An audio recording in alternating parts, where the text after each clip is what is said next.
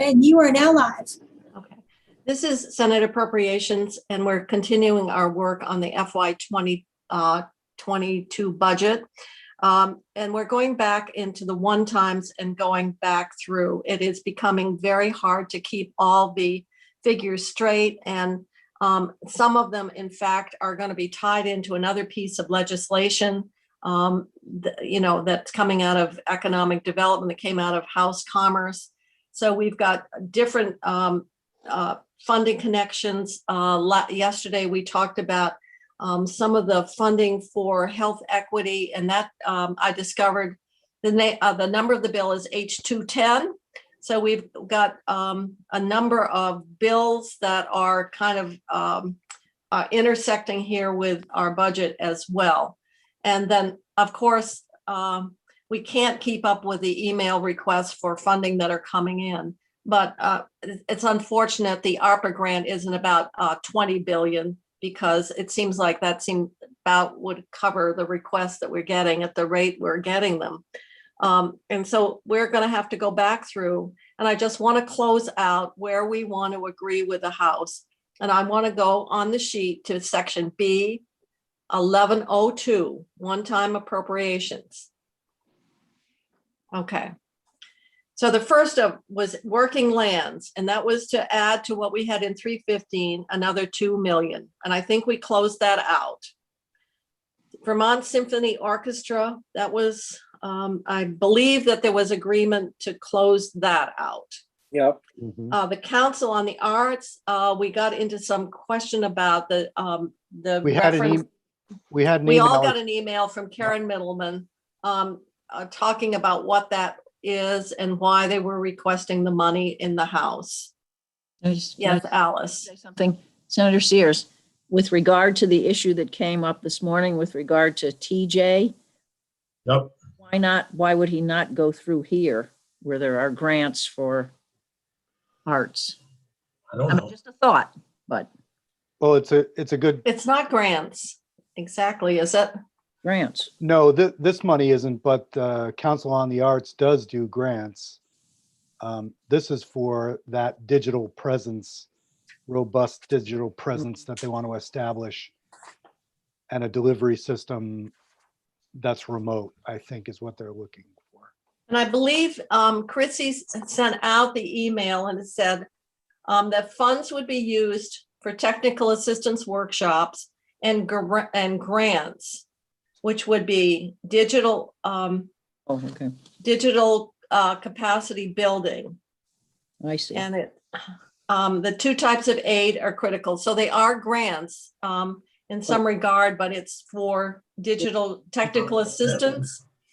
And then cost to defray equipment purchases, distribution rights, and well, I guess grants that would provide meaningful support to 40 arts and culture. So maybe meaningful support, but it's going to the culture organizations. Right. If I could just speak to what Alice was talking about, Dick, I sort of was, I didn't say anything, but I was going down the path Alice is going down, which is, I don't know why we would pop out Bess O'Brien's need, because there are many artists at work right now. Many of them are suffering because they haven't been able to perform. Yeah. And so I think using the umbrella of the Arts Council or something else, if we want to give money, we should give it there and let them do the vetting. The vetting, yeah. So, and considering, in some ways, I see this as economic development, because we talk about the creative economy, and this is really part of it. Although, when we're looking at how we want to bucket this money, it seems to me that we have got what's being asked for here is really to support that segment of the economy, which is that creative economy. I realize it's not totally all inclusive. But so the question is, do we want to agree with the House on that appropriation? So Yes. may I ask a question? Yes, you may. So is this general grants, for everything, just for artists? What's the scope of this? It says 40 art, the culture organizations. They're two organizations. Okay. Yeah, I was wondering, I have, a number of art galleries in across the county. And, some of them have had, when the shutdown came, they had to shut down hard and not be open. So I would just wanted to make sure this was, for them. Well, I think this is something a little different. This is trying to build out digital capacity in these organizations and then in some of the individual artists. And I think what you're talking about, Richie, is another need that I support. I just don't think it's this line. it might be more in business grants if you're really talking about art sales and the. Yes, I would say the Mary Bryan Gallery, which would be more art sales, but Helen Daly Arts and the Art Center, River Arts in Morrisville, they had to shut down hard, and any of the events that they were doing that had attendance fees has all gone away. So I'm just trying to measure this versus that. Do you want more clarification? Apparently everybody's listening to our conversation, so we'll probably be getting an email to clarify exactly what is referenced in terms of meaningful support to 40 arts and culture organizations. Yeah, I'm not opposed to this at all. I'm Okay. just trying to understand, what does that mean? Is that the art galleries that are selling directly? It does this, I have, River Arts and Helen Day Art, they do events. And so I'm just not unclear about what it is. Okay. Well, I think we're clear on what it is. It's who it is that underneath that umbrella of arts and culture organizations. I guess Yep. that's what we're asking, is for a better definition of what that means. Yep, that's all I asked. A list. Okay.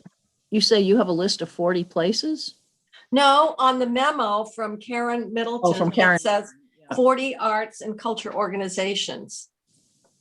Hmm.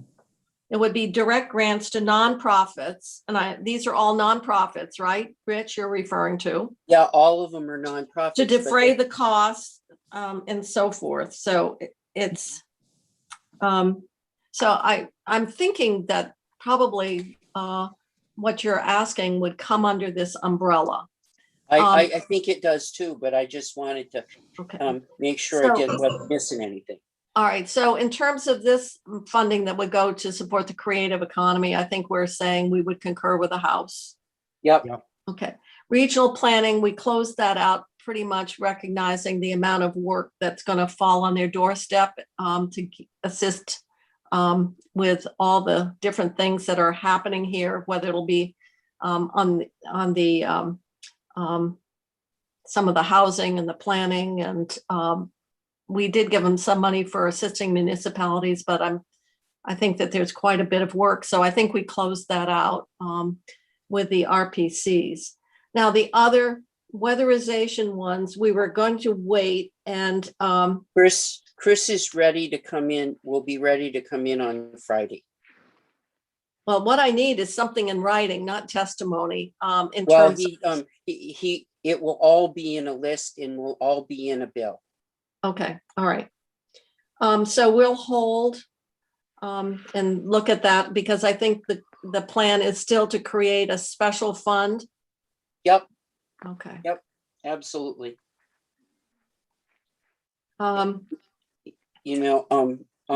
And we were going through the specific numbers again today, all right. particularly in light of the fact that the administration has that new list too. Well, some of this can't be all additive. That's all I'm saying. Well, So- and the other really real question here is, this list came out of coming off from yeah, it came off the one-time general fund list. right. And But in the order to, governor's, and this and, is and now, let me- but don't forget, in the House construct of the budget, the way that they were able to get 150 million to set aside for pensions, move funding from the general fund one-time list to ARPA. yeah, I get it. So we've got to be careful the extent to which we say, well, it was on the general fund list, because it isn't going to be on the general fund list if we want to maintain that reserve that would hopefully support discussion and what recommendations around what we do with our pensions so that we can make them viable and solvent in the future. So my only caution is, don't forget that general fund got utilized in other ways. Yeah, I get it. Okay. But I think it's important for people to hear that. Well, you can't spend it twice. And once again, I will say the administration's proposal included really no funding on the pension side. And what was on that general fund side for Vermont State College was $20 million, which was less than what was needed. So we are dealing with some very significant budgetary pressures that are not accommodated for in what the administration has presented. And the other part, which we're going to get into, and that is on the workforce development. There is really nothing that is allocated in that proposal as we received it for ARPA that would support those initiatives, which have been a priority for us. So we're going to have to weigh this all out and see how we end up with our one-time general fund and how we want to, in the end, allocate the ARPA. So I'm holding the weatherization area until Friday, and we'll deal, or later in the week. Agency of Administration, that's the health disparity, and I believe that was the funding for the bill H210. So, And- Madam Chair, Yes. just wondering, in terms of our going along or not going along, how does that work if it's attached to a bill that that's moving through the process? It's how do you handle that? Well, that's adding to the complexity, because a number of things here are might tie into, as I said, tie into another bill. So I'm going to, we can just leave that until Senator Lyons is going to send us a list of recommendations. And she has H210 in her committee. I talked with her about it. Okay. So we should just pass over it for now? Well, or we can say we would concur with, but I don't really even know in concept.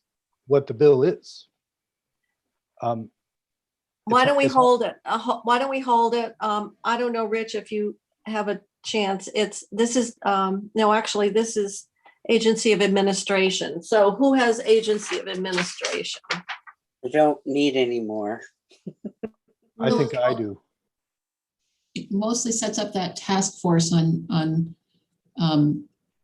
health equity that's in Ginny's committee. Okay. But how do you spend 180,000 on a task force?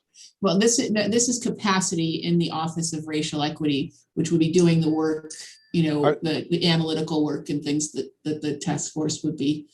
So okay, it's not paying for the task force. It's to support what's likely to be the level of work that comes out, I think. So are these the two positions that Adam came in and No, talked the positions are actually funded in the base. This is one-time money for analytic work, and it's not ongoing money. Yeah. Okay. I also have a note here that this is combined with this regarding the data piece that is general fund in 315. What's the story on that?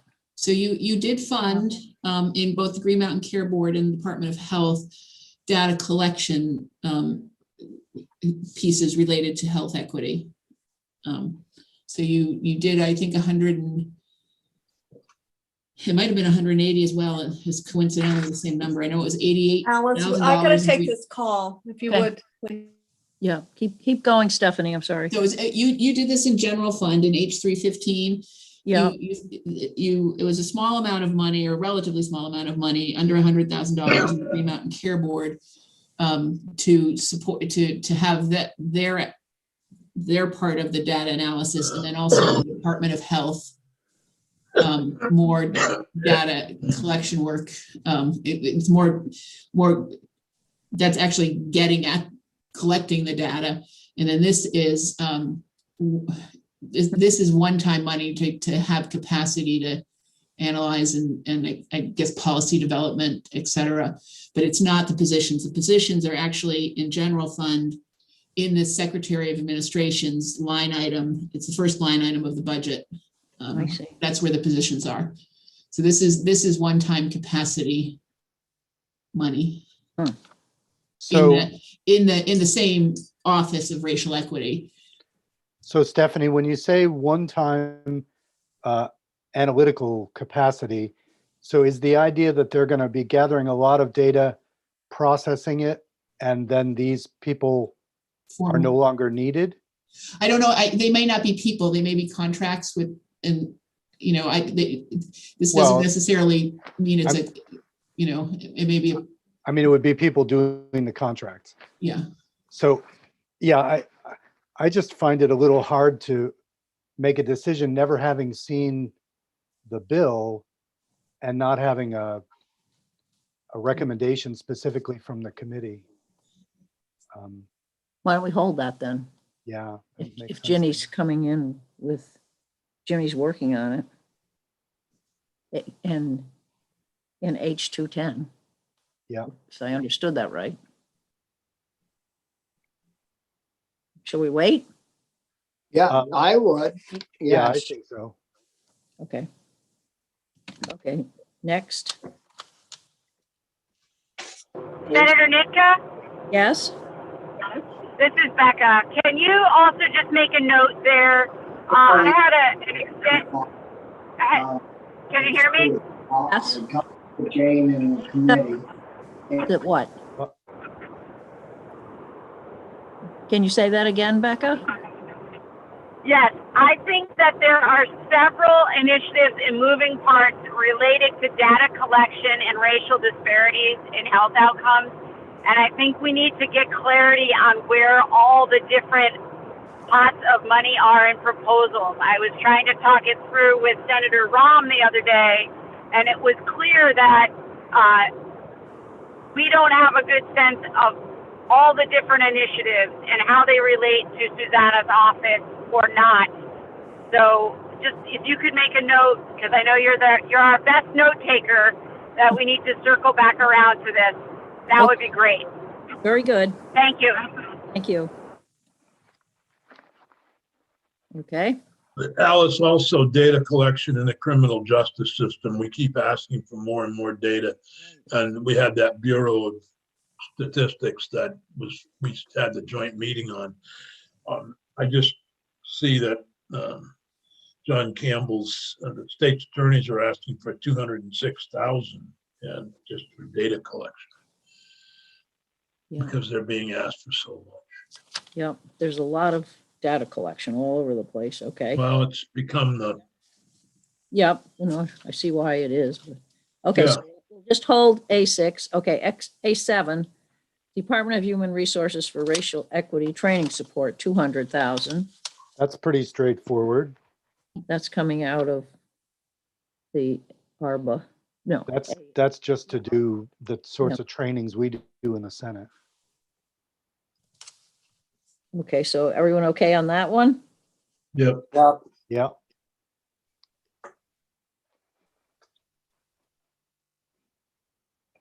Dick, Yeah, I've got the list. I mean, the list from John Campbell just came. Yeah, Um, oh, is this the new one that he promised us? Yeah. It's about, just guessing, it's about 6.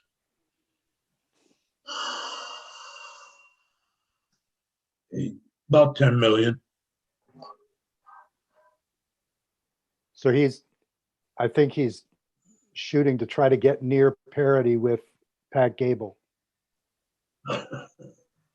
Well, it's evidently the House put this 462,000, and I do remember that. I remember that. A lot of this other stuff is too much. I think what we'll need to do is, I don't know when. I mean, I don't have time for this job anymore. That's clearly, there aren't enough hours in a day.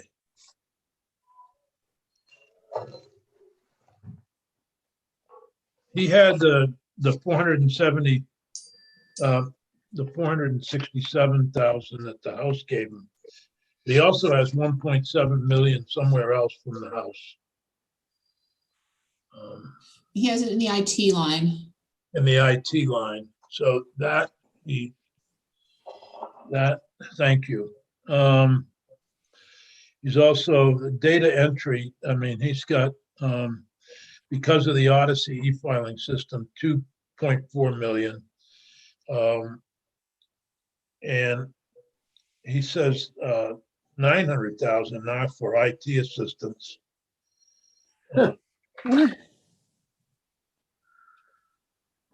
Data collection staff person, 206,250. That'll be limited service for 2.5 years until December 2024. Why don't I just send this, forward this to Stephanie? Forward it to Chrissy as well. It'll go on the committee webpage. Okay. I will say in the base, I did commit to working with him on this 480,000 for existing 4 vacancies in the, there's 5 vacancies, state's attorneys around the state. Yeah, but that's adding like heck to our base for next year, Dick. I realize that, but if you look at the some of the other budget items, when we get to the base, we can debate it. But I want to cut some of the sheriffs. Yeah. Going to a per diem rate, so that would have savings in the base.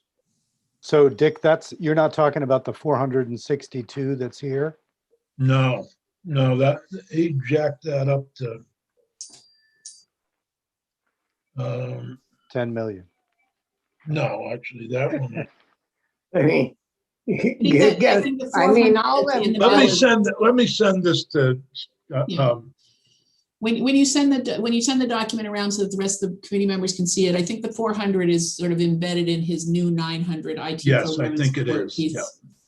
We just gotta find, this system is so horrible. 45 emails telling me to spend 200 million. Now I can't find, there it is. Thank you.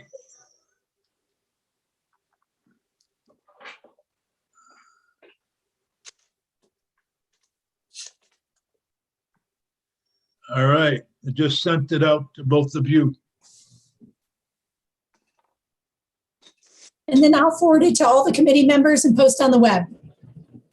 Okay, thank you. So we're leaving that open right now. I think we should leave the entire, the request from the court too. It's not in the House generated version, and that's, Right, well, we don't have that on here, right? well, because the House didn't do anything for the Yeah, court. okay, so we'll have to add that. We'd have to, I mean, the House, I mean, hell, they don't even have court half the time. well, that's the problem. Now they don't have it at all. No, and they want more money. I Well, mean, this is for reopening, Bob. oh, yeah. Well, Once you reopen, there's this huge backlog of cases. but And they'll still only work there 4 hours a day or whatever it is. And they can only do what you can do in a day. So Well, they'll have to work. you'll be more happy day- to you'll be happy to hear they're talking about coming in on weekends. Oh, yeah, yeah. Don't you nights. hold your breath. And for nights. that to happen. You're gonna have night court, Bobby. You're gonna be called in Yeah. at night. Yeah, they'd be lucky if they have a full day court. Yeah, Vince Saluzzi's gonna be holding court at night up there in Essex County. You're gonna have Those to go guys up to should all Canaan. been put on. You're gonna have to go up to unemployment. Canaan and I- defend yourself. I just say, Bobby, you want to be careful. You talk about the court system the way the public sometimes talks about us. That's true. Well, And what goes and around comes around, right?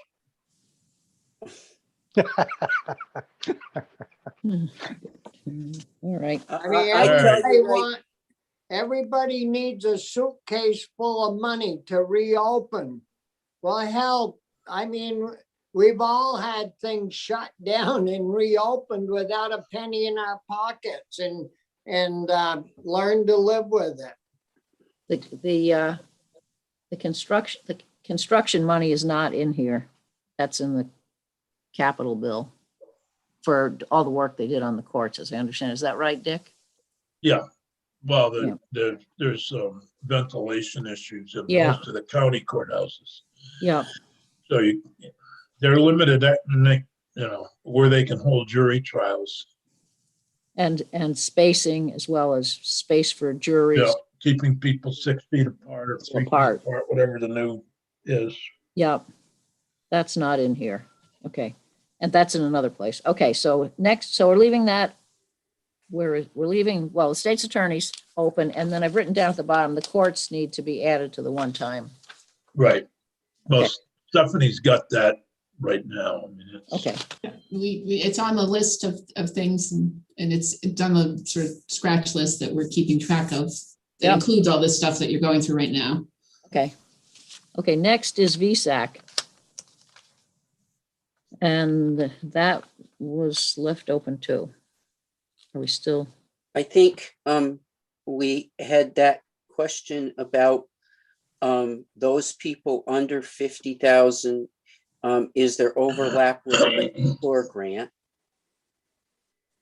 And we think there probably is to a certain extent. There, it's not a complete overlap. Yep. Um, And then Philip, we all got that from Tom Cheney, an email this morning, What's which that? is they have been running an aspiration project. It's basically working on the issue of getting particularly high school students, but more people to think about going on to college. Because we have such a Right. we have such a hard time getting particular high school kids to think about going to college. Our graduation rate is high, but our aspiration rate has been low, and it's one of the only initiatives in the state doing that. And they had partnerships with the state colleges and a number of grants. And when this came along, the pandemic came along, a lot of their partnerships began to fade. So the program's in trouble. And we got an email about that this morning. And so this money would stabilize and keep the program going? Yeah, and it's a bridge to get to the other side. But I'm going to suggest, I'm back again. Sorry, maybe you've got the budget all taken care of in my absence. If that's the case, then I'll, We were just gonna vote. oh, good. Oh, good. It seems like we probably need to put in one place all the educational and the workforce things. And this would include this additional VSAC request for Yeah. us to take a look at, sort of on a one-page sheet. And I know Phil has been working on that, and it seems like this is something else to add. It's already on Stephanie's sheet, but I don't think, Stephanie, I don't think Is you have all this the, on? I think VSAC's on there. So everything No. that is VSAC, UVM, state colleges, and the independent should be But- on that sheet. My question is this specific VSAC request that just came in on that sheet? The aspiration I program, don't, Yeah, it should be under Advanced Vermont. Yeah, so I don't know, Senator Westman, I haven't seen the email from Tom Cheney. Senator Westman referenced the aspiration program. That is funded by the House for 3 years. No, If this it's a is different program than the aspiration program, then I wasn't aware of it. it's a different program. It's a But then what are they funding? You're saying it's the only program, but if they've got 3 years of an aspiration, what is that? That's the one taken out of the grant program. I'll send the email to Stephanie and and we'll put it on the list. Okay, all right. Yeah, that was a very helpful, we talked about the need to do it yesterday because we're just getting so confused. And it seems like the one thing that we need to have agreement on, and that is the funding that's associated with the stabilization and the transformation of the state college system. And that's one thing. And then what else are we adding? Yeah. And how much more can we add if we want to look at the aspiration grant and the other requests that I want to put out there, as well as what for upskilling, and that's apprenticeship, which is something that, as I mentioned, came from economic development. So some of what we're talking about right now, a lot of it is focused on upskilling through higher education structure, but there are other ways of skills development. So we're going to have to take a look at that in total and see if we want to do any reallocation or add or whatever. Mhm. So that whole section's on waiting. Yeah. I think so. Okay. Unless, Philip, are you prepared to make any recommendations at this point? No, I'm in a better position than I was yesterday, but I think I would like to work on it a little bit more to make sure that we have everything that counts as workforce and upskilling Mm-hmm. also represented on that list. Okay.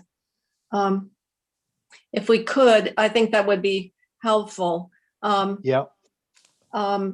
Because what we have from the state colleges, obviously, to get to the 20.5, a variety of workforce initiatives that are over and above our upskilling initiative, and over and above the money that was recommended as part of the special committee or whatever, I forgot, whatever committee you were on, that report that came from the consultant. Can I ask just a general question? So they've prepared different lists, one having to do with use of ARPA funds.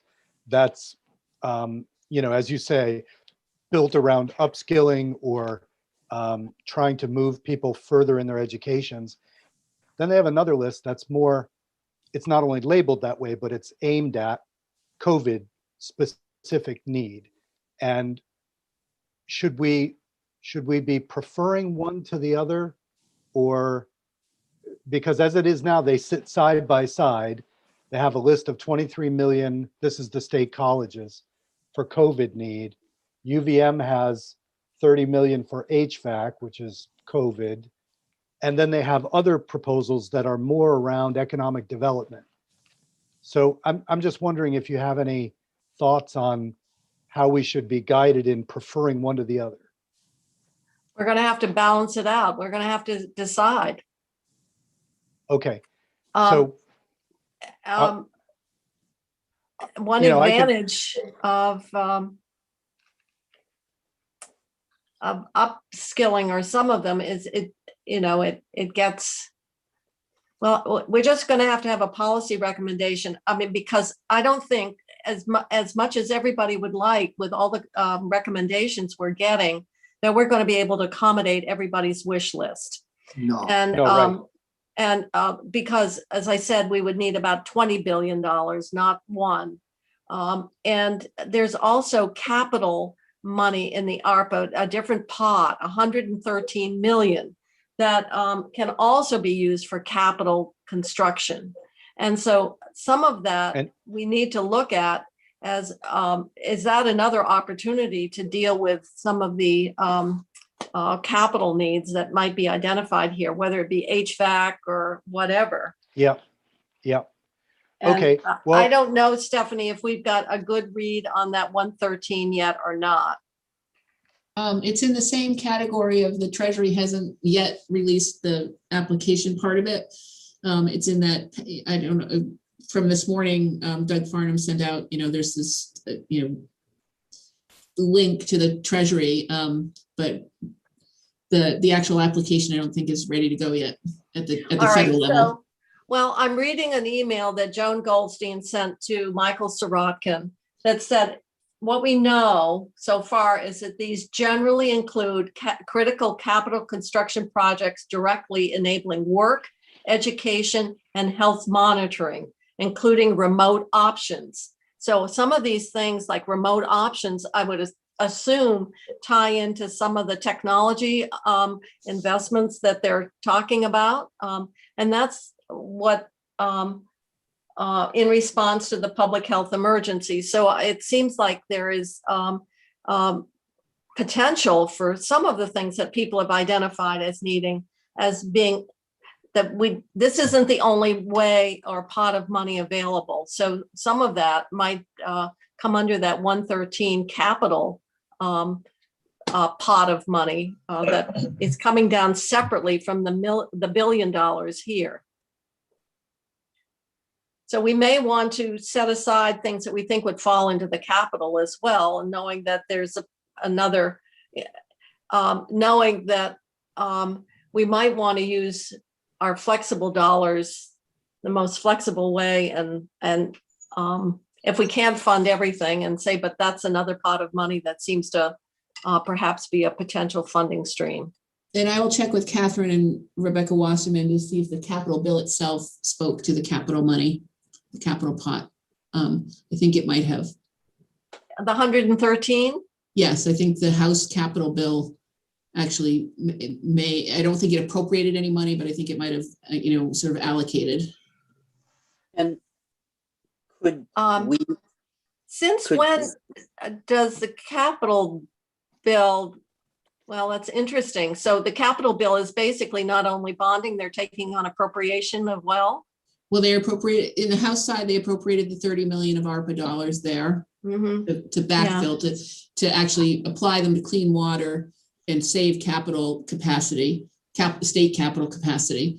And I don't know, I off the top of my head, I don't know what they spoke to about the $113 million ARPA capital pot, but I think they did to some extent, because they view that as if it's capital dollars, they view that as in their purview. Well, the capital bill still has to come to appropriation, so it's not totally in their purview. I mean, I understand, but if we feel we want to make some capital investments around enabling work, education, and health monitoring and remote options, that gets into into a larger discussion. Is there any way for us to get some sort of outline of what is eligible in for No, those? the Treasury. Oh, not. I think the language from Joan is directly out of the bill, the ARPA bill, and there isn't any guidance yet from Treasury. Okay. No, we're waiting. Okay. We're awaiting further information from the. All right, well, we can look at what's in the capital bill and see. Obviously, the University of Vermont does get capital money for infrastructure, as does the state college. So perhaps we look at that bill as how we want to align that money. Well, This is why this year's budgeting is so difficult. didn't they move a bunch of the federal money to clean water and then move our general fund money out of water to the general fund? Yeah, over on the that's health how, side? yeah, and that's how they did it to have sufficient general fund to support the base budget as we're getting it.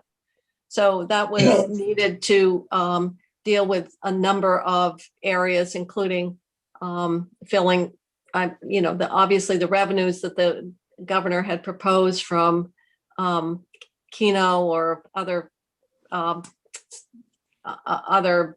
games of chance, I guess was how you would call it, as well as how they were able to fund some of the increases in critical areas like choices for care, which included the residential care homes and mental health and some of the other, as well as, I guess, the $1 million thereabouts, which was a base increase to the Defender General, and a couple of other areas where they moved general fund. That's how they were able to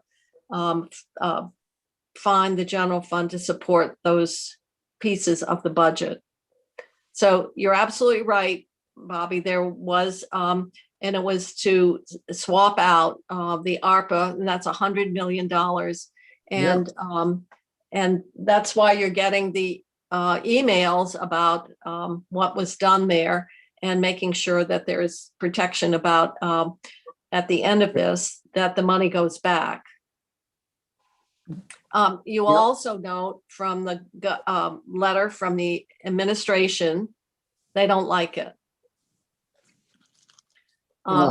It is kind of a shaky plan. Well, then we will find $10 million in the base. Well, we That's can't gonna do be- that because we haven't got it. Well, that was their dilemma. So that was a way of, maybe there's some way of anticipating if people are worried about it. I was thinking about, I don't know, sort of an incremental bill back. So it wasn't quite such a cliff at the end of 5 years, but that's only something that I was thinking about in the middle of the night. So shall we go on? We're going to have the higher ed all in one sheet and all the state college system. I just wanted to say about A11. I definitely support keeping room and board level. I think that's necessary. Office of Engagement, I do support the money from ARPA, but you remember when they came in, they were pitching to have it added to the base going forward after the one-time money. And I think there's also money that's now been moved to that H bill for the technology-based economic development that will ultimately go to them. And in talking with ACCD, there's a feeling there that they're trying to ramp up into a mini version of ACCD, which seems duplicative, and I don't know that we need that. So my understanding last year was that the Office of Engagement needed to stand on its own after last year's funding. Now we have this windfall of one-time money, but I think after this one-time money is done, I wouldn't vote to add it to the base at that point. All right, Alice. Remind me what the Office of Engagement does. It's an initiative of the new president, and it was to replicate something that was similar to what he did at Purdue, and it's a way of providing support to businesses and using the academic and intellectual resources and technical resources of the university and the faculty to support really economic parts of the economy, economic activities, as well as having the university's resources more available and accessible to communities throughout the state. But Senator Baruth is correct. We had testimony last year. I think it was not only, it was on the House side, it was very consistent. You took it in education. And so what we have is really a proposal to do one-time funding second year, but make it very clear that there is no capacity as we're looking, obviously, because we're having to deal with out into the future with the swap out of the water quality, as Bobby was just talking, that it just shows how stretched our general fund base is. And so I think what Philip is saying, when you're starting something new, you may need more than 1 year, but with one-time money, a second year, but after that, an expectation that this would be an initiative that would have been would compete with all the other base fund needs. That we're making it very clear that there's no that this is not a commitment to do that. This is 2 years support, and hopefully at that point there's ways to make it a self-supporting entity. What is the breakdown between the room and board and that and the Office of Engagement? 1 million for the engagement. Yeah. It's actually two, I'm sorry, I think I mixed, if you're looking at that sheet I sent, it's 2 million for engagement, 1 million for the technology. And then the room and board is actually in the budget bill, and that's at 2.2 million. Huh. But it was $1 million a year for 2 years then. Yes. Yes, they did 2 years of Office of Engagement and that's in H159. It's not in our bill. Okay. Well, and the issue there, and Becca, I know this is your area, so I just wanted to highlight this. So in talking with ACCD, there was a feeling the technology-based economic development grants, ACCD really likes that. Office of Engagement really likes it, but they disagreed over who should give out the grants. The Office of Engagement wanted to be in the position of having us give them the money directly and then having them make the grants. And ACCD was like, essentially, this is our job. We don't need to stand up another office to give out grants. That's what we do. So I just wanted to flag that when that bill comes around.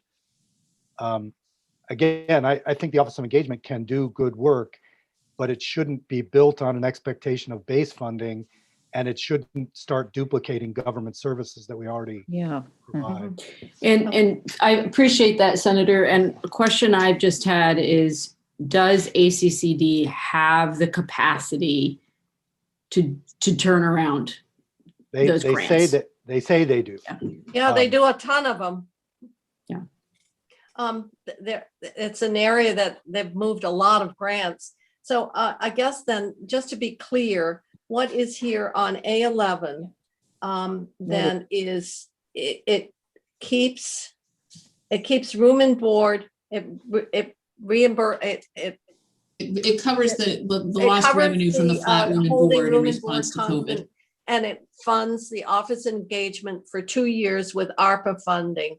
And if we accept it, but it's with the understanding that this is time limited, one-time money to help with the development of the office, but in no way should it be construed as a commitment or even an ability to absorb an ongoing $1 million expenditure in our base. Okay, I just want to be clear that the labeling here on the sheet is wrong. This 2.2 million is only the room and board. Oh, okay. The $2 million for the Office of Engagement, the House was in the same, what bill does it go in? And in the end, it went into H159. So the Office of Engagement does have $2 million for 2 years, 1 million a year, but it's actually in H159. Okay, all right, you'll see it further on this sheet. It just, this didn't get fixed. This labeling didn't get fixed in Maria's sheet. And so. Stephanie, that's the place where the T-bed grants are too? Yes. Yes. Okay. And that's a bill that our Economic Development Committee has right now. All right, thank you for that clarification. So we should strike that, is to keep the room and board level so that kids didn't experience a. Yeah, and you'll actually see the Office of Engagement again when you, a couple page, further down on this sheet, when you get to H-159, there was a lot of back and forth between the two bills on the House side, and this just didn't get corrected, I think. Okay, all right. And then the next is the micro business, which is also in 159. Is that correct? That's right. It should, that one, it actually isn't number 12 anymore. This sheet should have been updated when 159 and this bill got reconciled a little bit. But yeah, the Embrace is over in 159. It is out of ARPA money. Yeah, okay. But it's over in the other bill. All right, so thank you for that. 13, that's in our bill. Pardon me? That's in this bill. Yep. Yeah, and I think I would say we have to do that so we can keep our 211 system operating and able to pay like the PSAPs and for the call answering services. Otherwise, they don't have the money this year. And it's a longer term problem, but this is the short term to get so they can at least balance out the year and pay their bills and pay the call takers. Okay. So close that out, all right? Yes. All right. Department of Health for AIDS service organizations. Rich, you have that? That is a swap out from general fund dollars. The administration didn't put it in, but it's what we funded for a number of years. It's I think it is $40,000 a site that they work with, but it's something that we've put in for years. And this was just a swap out to be able to get the general fund dollars. Yeah, the administration moved the dollars in their budget proposal. Yeah. Okay, so you would support this? Yes, absolutely. Well, that's Brian White. Is it Brian White? Yeah, that's it would be the Ryan White organization, but but this is general fund to supplement the grant. No. This is ARPA dollars here. There's ARPA dollars. They moved it from general fund. No, what Alice is saying, this is in addition to the money that flows to these organizations from the Ryan White funding stream. Yes. Yes. Okay, that's what I thought. Okay. Okay. Recovery centers, we had put in 240, and the House wanted to add another 300 so that they would each get, I believe it was 45,000. Yes. Yeah. Okay. And that's little enough for what they do. I know. Okay, the next one is adult service, adult daycare, I mean. Yeah. Rich? And that's the 5 million.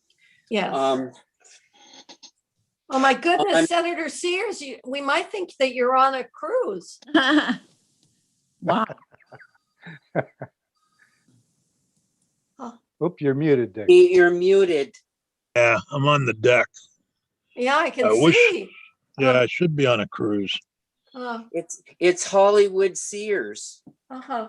Yeah. We could almost have you, all your chaise lounge, and you could be somebody Yeah. serving you an iced tea. That would be nice. Yeah, would be, wouldn't it? Yeah. We were on adult days. How So- I know. So what this is most of the adult days are not going to start out completely, and most of them are figuring that what they're going to have for attendance is about 50% of their normal attendance to begin. And the backdrop to this is of the 11 adult days that are going to open. There are 3 on top of that in Rutland, Barry, and Newberry that are not going to open and are closed. So the struggle that I've been having is the 5 million in the language only goes towards the existing ones opening. But there is no money to help in Barry and in Rutland particularly, where I'm most concerned, to find a way to assist anyone to open a new facility. And both of those communities are pretty significant communities not to have an adult day in them. And so the 5 million that I look at is, I don't question that. But I thought you didn't think that the 50% attendance would take the full 5 million. I don't think it will take the full 5 million, but what I basically would say to you is they are feeling, all of them, very vulnerable. And they really would like the whole 5 million to open their slots. I asked them because a lot of these adult days, I would say the adult day in Morrisville is what I know the best, is an old building. I asked if it would be helpful if we got some capital money to help them with building. That's one of the reasons when you mention capital money for other things, that if there was any capital money for that, it was a separate pot, I would put some here. But they really want to put a fence around the 5 million to help them because they're feeling very vulnerable. But I think there needs to be some extra money on top of this, and some instruction to Dale to see what they can do to encourage anyone that would try to open an adult day in Rutland and Barry. And because those communities are going to, if you're someone in your 50s and you've got a parent that you have to drop off at adult day, it's the same issue as it is for younger people with childcare.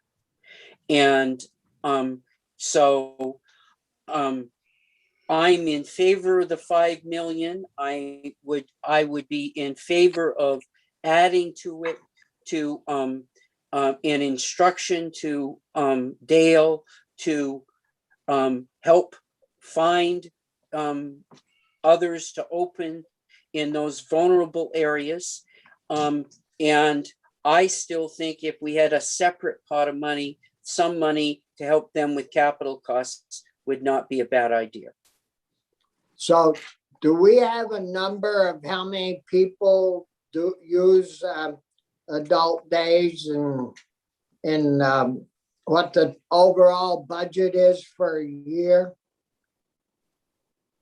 I can get you the overall numbers of all of that. I got that in the request, and I've got that someplace in my notes, Bobby, and I will pull that out for you. I do know that.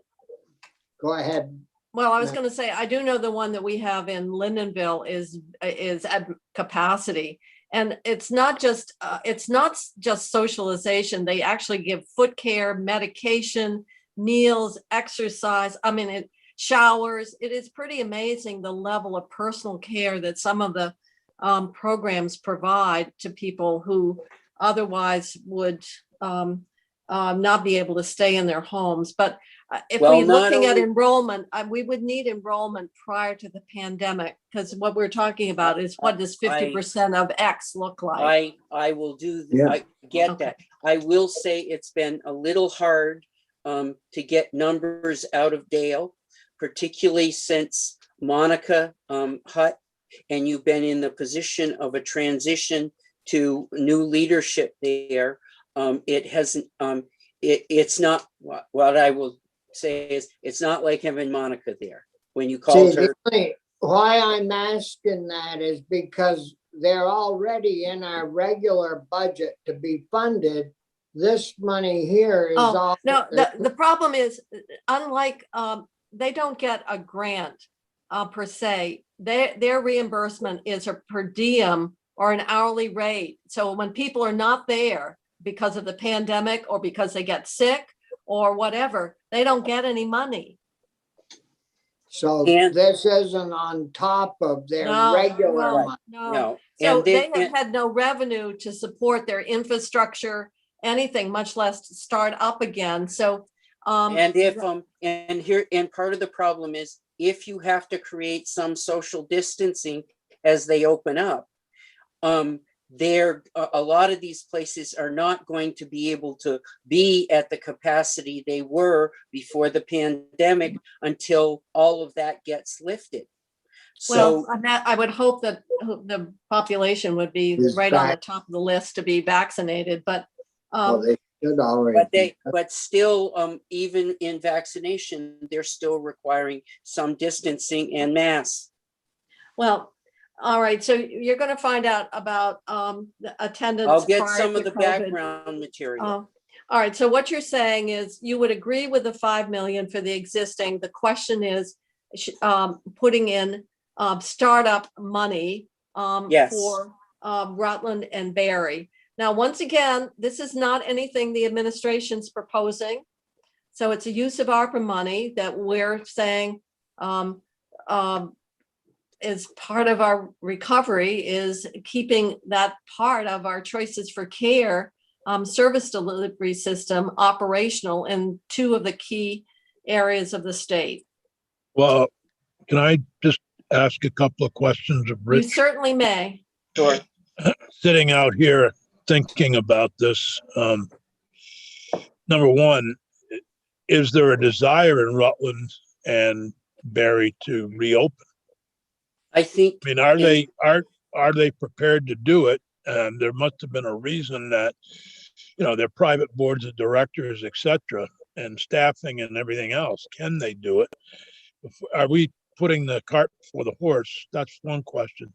The second, Jane brought up vaccination, and I think that's important. I'm really concerned that we're not requiring vaccination to attend certain, particularly senior centers with staff as well as residents. You're putting people at real risk, and it's part of the reason that they're not, and I've been through and I know we're not the committee to require it, but I think it's a question I have to ask. Yeah. What are their Well, policies? I can't answer that. I think what I will say about the 3 centers that closed, I think that the communities were shocked that they weren't reopening. And I think part of the problem that backs into that is that we have done such a poor job at funding adult days in the past that they were vulnerable before this started. And I think what the pandemic did was just they collapsed. And you have communities where the wages are very low. And what has happened is during the pandemic, people have found jobs other places and they're not going back. And I think I don't think that at this point Dale has any plan that would open any places. And to be completely honest, but I think this is such an important service for those communities that if we don't do something, we're missing the boat, because I think it's a vital service in those communities. Well, the problem. I don't disagree at all, Rich, that it's a vital service. My question is, are these organizations, before we allocate money there, are these organizations willing to try to reopen, and what will it take for them to be able to reopen?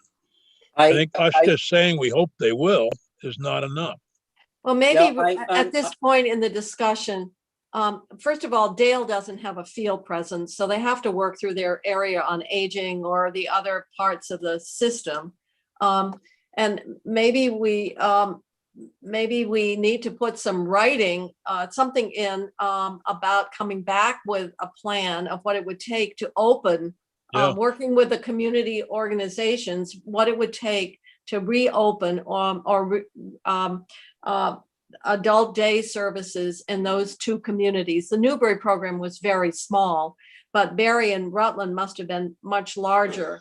Well, of what I've been told is it last in 19 all of the adult days together, which would have been 11 plus 3, 14.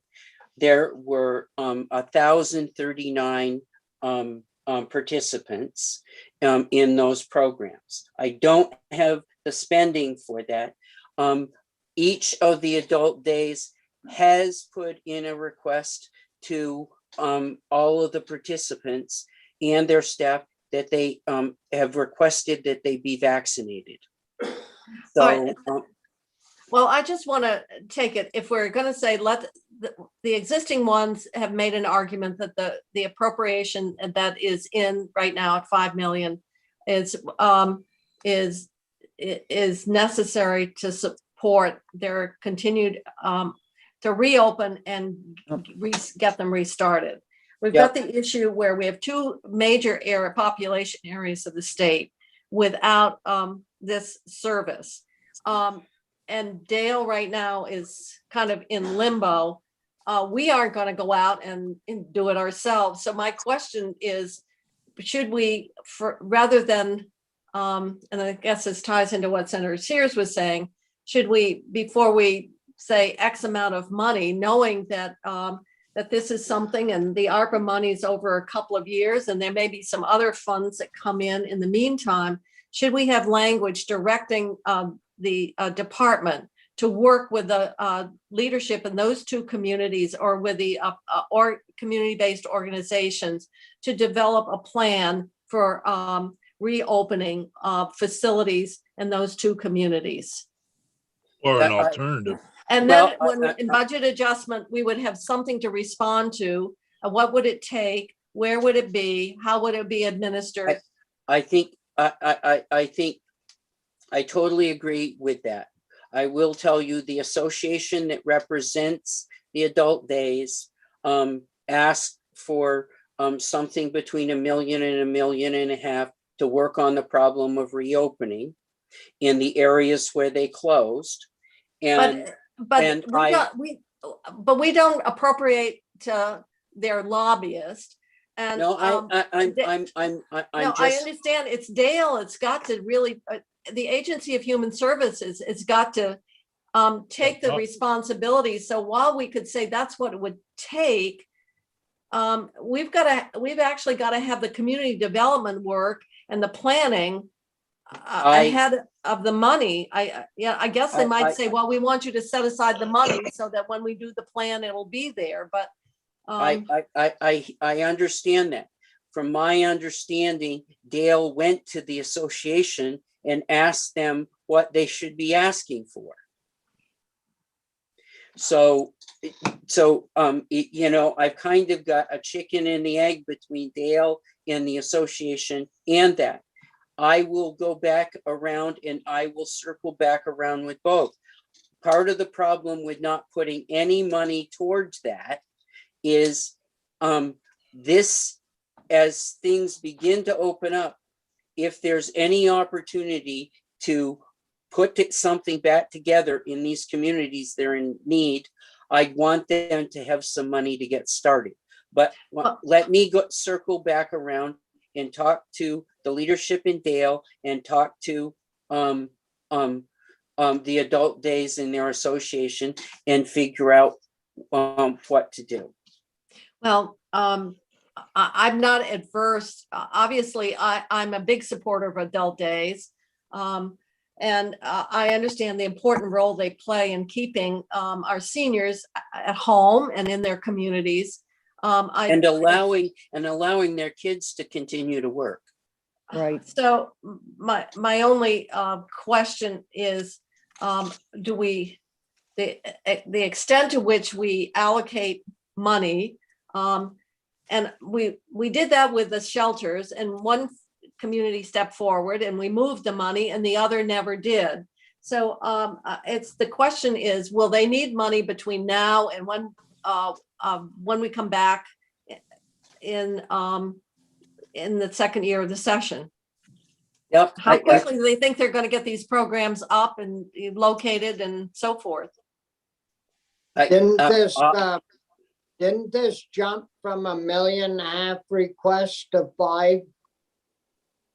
No, This? no, No, no, I don't think so. no. No. I don't know. I thought they'd asked for 1.5 million. Well, they did, and that was maybe earlier that we did, because they were basically totally shut down. They were actually the one part of the care system that they had to close the programs entirely. And unlike childcare programs where they kept making payments to kind of keep the infrastructure, that didn't happen here, and we can see the impact in a couple of areas. So, we did put some money late last year into these programs when they didn't get anything from anyplace else. They're All right, basically for infrastructure and staff. yeah. Yep. Okay. And well, and it was, yeah, because they had to heat the buildings, they had to pay the taxes, so they had a lot of fixed costs and nothing coming in. So. And that played into what happened in Barry and Rutland and Newbury. All right, so the question is whether we want to put money in at this point. I think at a minimum, we're saying we would really like to instruct the department to undertake an effort to restore this service to Vermont seniors in these two communities. At least and come back with a plan. Yes. Or a Yes. viable alternative. Or yeah, a viable alternative. And And we I- do and I whatever, think- and we do whatever we can to keep the existing 8 alive and not in the same boat as Rutland and Barry. We don't want Yeah, to lose so- any more. Right. No, so the 5 million is designed to do just that. So I'm going to, why don't we close out this for the existing ones and then come back and see what we want for our proposed language about what we would like to, a plan for a startup or an alternative service. And then we can decide, do we attach money to it or an assignment? And then when we know what the plan is, money, but we'll come back to the language and when we do funding, if now or later, to support the startup. Okay. So the next one is the mobile crisis clinic, and I believe, Stephanie, that there was a different funding stream for that. So I did talk to. May make a difference here. To Sarah Squirrel, there is an enhanced FMAP rate for mobile crisis services in the ARPA bill. It starts actually a little bit, it's 3 years, but it starts in 2022. And so I think the recommendation here the House did for 2 years, the Rutland Mobile Crisis Unit. And so if you funded it for 1 year, then it, as we go forward and understand what shape the mobile crisis service package needs to be to draw that 85% federal match, it would be ready to go next year in the bill, but you would only have to find about a $90,000 general fund match for the 85%. But as that match doesn't start for a while, you could fund the first year of it in here with the ARPA money, and it would, as opposed to 2 years of it. I have a question. Yeah. This is going to get into something Senator Sears talks about, and that's one area the state is getting something, a mobile crisis. How will we, is there an expectation that this is something that will be rolled out so that that we would be funding this in all areas of the state? are there evaluation metrics that would come with it that would say, you know, this is actually should be part, or you need to redesign how you provide service delivery, and that mobile crisis should just be part of how you re-engineer your delivery of care to people. You know, I'm just wondering, this came in from the administration last. It was in the base as proposed by the administration in mental health. The House pulled it out and put it into one time, but actually two-time money in ARPA. They didn't, at the same time, we knew that there was the FMAP increase. What's not clear is whether what they have constructed for mobile crisis will actually fit within the Medicaid match rate for what's in the ARPA bill. That needs to be determined still. It was 100% general funded in the governor's proposal. It wasn't, you know, the ARPA bill is the bill that actually extends a Medicaid match for mobile crisis services. It's just not defined yet from CMS about what will fit into that description. There's not guidance yet. And it also, the match rate does not kick in until 2022. So what we have here, is there a white paper that gives us the background? Well, first of all, the governor There's a had little bit of a, I don't think it's a full white paper. I think there's a little bit of a blurb on it in the mental health budget documents. Okay, which is me. We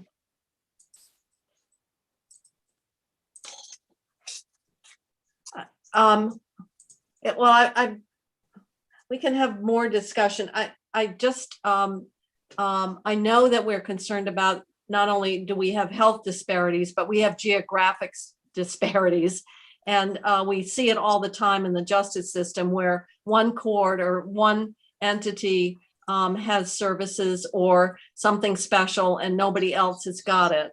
And when you're doing grants, it's maybe different. When you're doing base, to say we're going to give this to one area, if in fact it's a universal need, becomes makes me a little bit apprehensive about on which of my children. It meant to be a demonstration. Implement a mobile response team demonstration site in Rutland. The mobile response and stabilization services differ from traditional crisis services, so it's meant to be the first one as a demonstration. Well, and I assume then there are good metrics to determine it. So what we would have is that we need 600,000, which would be all general fund. Or ARPA fund here, yeah. Well, I'm sorry, ARPA, and then possibly general fund once we get into when the enhanced match kicks in, assuming the program's designed so it can be Medicaid eligible. Yeah. I can't imagine we would want to design a program that is all general fund. For a pilot, because we're already struggling, we're already underfunding the mental health system. And I just, any base dollar that goes unmatched in the mental health arena is just so precious. Yep. So how do we know? So that would be a good idea. So I can forward you the email from Commissioner Squirrel. They are, cognizant of that design and the making it Medicaid eligible. Well, maybe we have to make it a requirement that the program design is such that it will meet the requirements for Medicaid match. I just am so apprehensive about creating a new program. If we're talking about a fully state-funded program in when you look at a statewide system that is so chronically underfunded. I realize this is going to be wonderful. I'm sure people are enthusiastic about. I'm just concerned about the ability for other areas to have the same benefit and our ability to sustain it. if it's all 100% general fund because we designed it so it didn't qualify. Right. Am I the only one who's? No, that's a concern. No, You're that not, should, you're not the only one. Concern. Whatever funding source you use for it, we can certainly write that in. Well, I think we absolutely have to write it in because there is no way in God's creation with as much pressure on the general fund as we've got that we can in good conscience start down the road of creating a program designed to meet mental health needs, which we all agree upon, but would be general fund. Why are we starting a new program when we're not even funding hold current services at an adequate level? I think we all would agree that a robust mental health system is important. But here we are, I'm looking in my own district where the United Counseling Service has 4 clinicians opening. They can't even get people to come to work there because the wages are so low. 4 clinicians. Then we say, well, we're going to have embedded in our state police barracks a mental health counselor contracted with the local mental health center. Well, where's that clinician going to come from? I just am concerned that we're creating new stuff when we haven't even taken care of the old stuff. I know it sounds real conservative and No, I think you've just- expressed better than I just did my concern about adding on something new that competes and actually will make it even more difficult for us to fund the services we already have in place, which are totally, and I don't mean it in a derogative way because we've created the No. reality, but that we are chronically underfunding these core services, and we're seeing the results of it.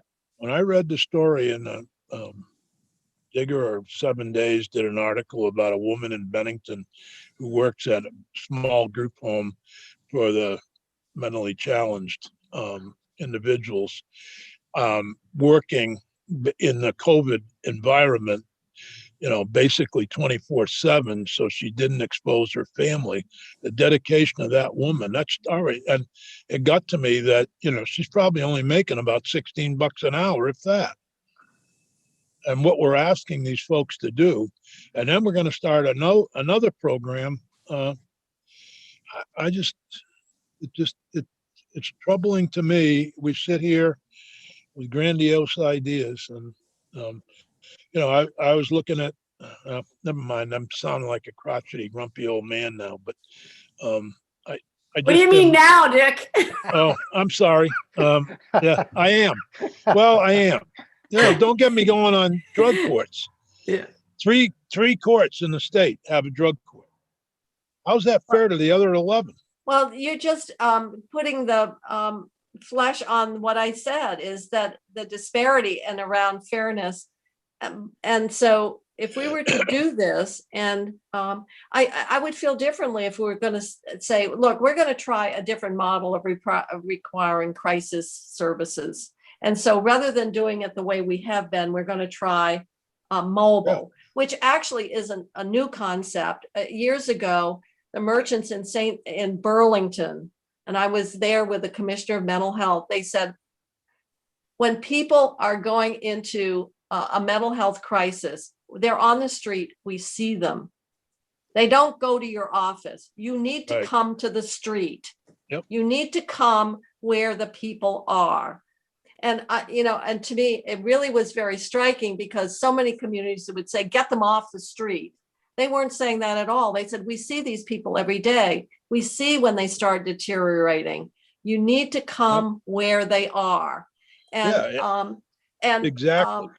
And so, that if you want help, you come to our office. It doesn't work all the time. Remember when you and Alice were first state ladies, you used to go to people's houses. Yeah. Mm-hmm. You didn't tell people that were out in the boonies to come to your office and drive 12 miles with probably not a license. Well, not only that, we had to share offices. We had to, and so they rotated us, and you could only be in the office 2 days a week, and they didn't want to see your face after that. So I mean, it's the system. I realize we're so advanced now, but well, I guess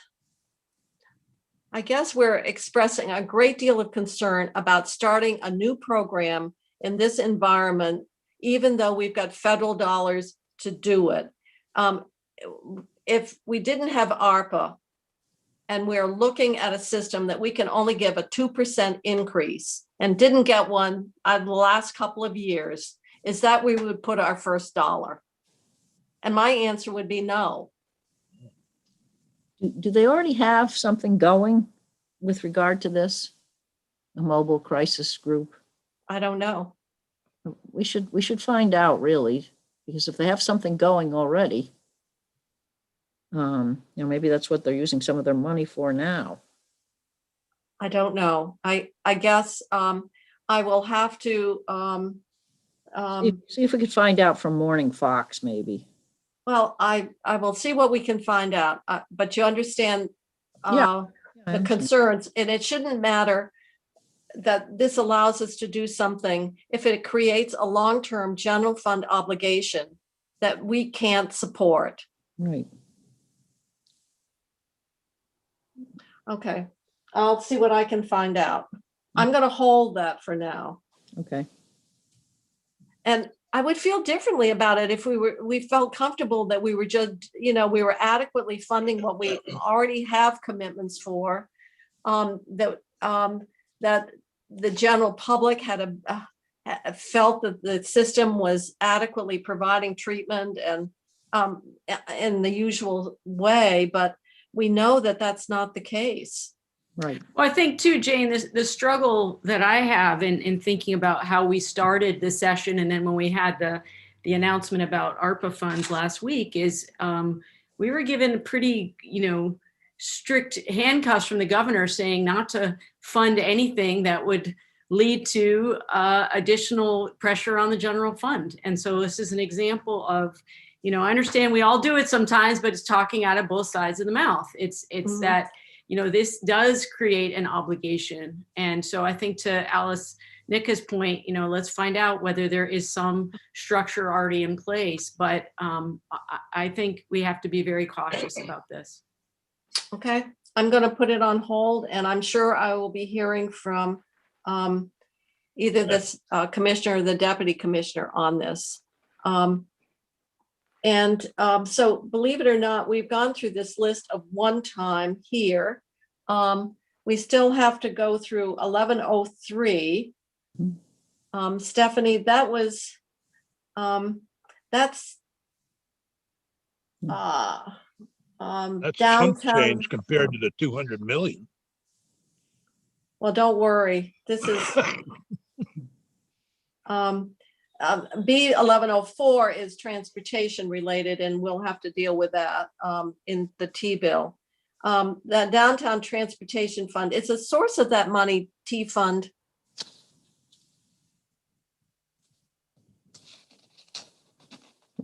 Senator Kitchell, it looks like Stephanie got tossed out of our meeting at the moment, so I'm waiting for her to come back in. Here she comes right now. One moment. Oh, She's logging back in right this moment. okay. Okay, she's back with us.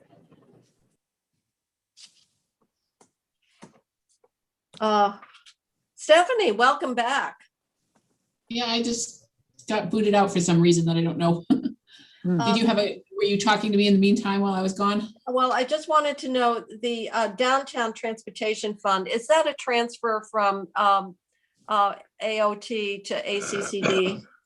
It is, and it's normal. There's a chunk of it that's in the base every year in the transportation fund. This is an enhanced piece, I think, through the ARPA money. Okay. Back to the, And is this, this 5 million, yeah. I know, is this something that got added in the This is something the House? governor did in general fund, I believe. Okay. All right, so they're just using ARPA to Yeah. switching it out, because to free up the general fund to get our 150. Exactly. Okay, All right. So the governor proposed it using one-time general fund, and we're going to move it to ARPA with the House. If we, knowing that we have a desire to keep a reserve, maybe to go with the task force and really use it as sort of, what do they call it? When you're buying a house, something good faith or not, whatever, Okay. that somehow we were going to get ourselves next year in a better position dealing with changes that need to be made to our pensions, which based on the presentation from Chris Roop, we've got to deal with it. So, and I think Senator Sears was quite serious. If we're going to use this amount of money, there's a quid pro quo that comes with it relative to supporting the work and some of the changes that we're going to, in all likelihood, going to have to consider as we're looking at our pension situation, which is fairly significant. So this gets us through the one-time list. Oops, Are you, Stephanie, you're muted. It gets us through the ARPA one-time list. Right, right. There's a handful of transportation fund because those will coordinate with the transportation bill. Yeah. And then I think there are there's a handful in section B 1106 of the bill, and that's scrolling down a page on this document is a handful of one-time general fund items. These have all been in since the governor's proposal.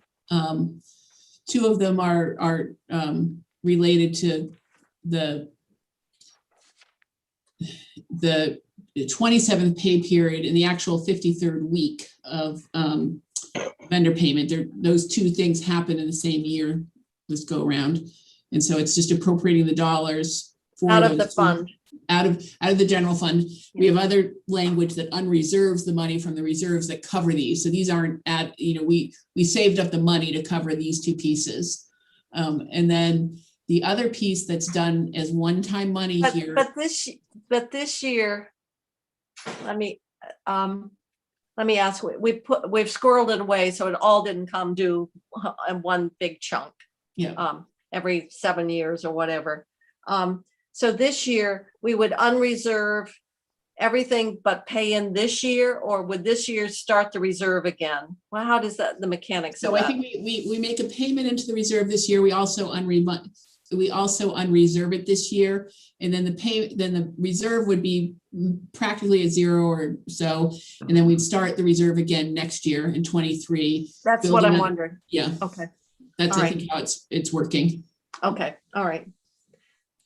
Well, that's something that we set up very specifically to avoid that huge budgetary crunch. Yeah, and so, you can see what it would have been a $24 million squeeze for 1 year on one time. Yeah, it would be huge. Yeah. Are people looking at it B 1106 one-time general fund? So Yeah. 53rd, and so those making payments that in fact we've anticipated and It's just the socked way that- away the money. Yeah, the way we pay basically budget on a cash basis. And so this year we have that 27th pay period with the way the calendar works, and we have that 53rd week with the way the calendar is working. Okay, so those Okay. are both okay. All right, so those are fine. Yep. Now, this is the ADAC. This is for state employees. Yes. Oh, boy. Okay. And so it's in this one-time section. It would be something that would normally have been embedded into each individual department's general fund piece and in the base. It was done this way in anticipation of reform activity that would allow it to be funded with one-time money, because you wouldn't need to find it again because of the impact of reform the next year out. But And so what the House did was concur with what the administration proposed. Yeah. Okay, I think we need to be very clear that that assumed that there would be savings achieve from negotiating with the state employees. That's why this is funded with one-time money, thinking that those changes would Allow this to be result in absorbed. savings that would be there in future years. Yeah.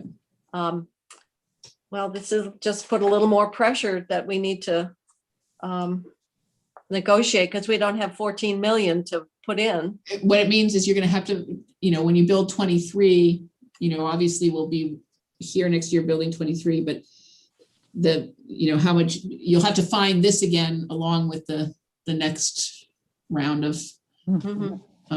the funding that, whatever the next pressure expectation is on the ADEC as we build 23.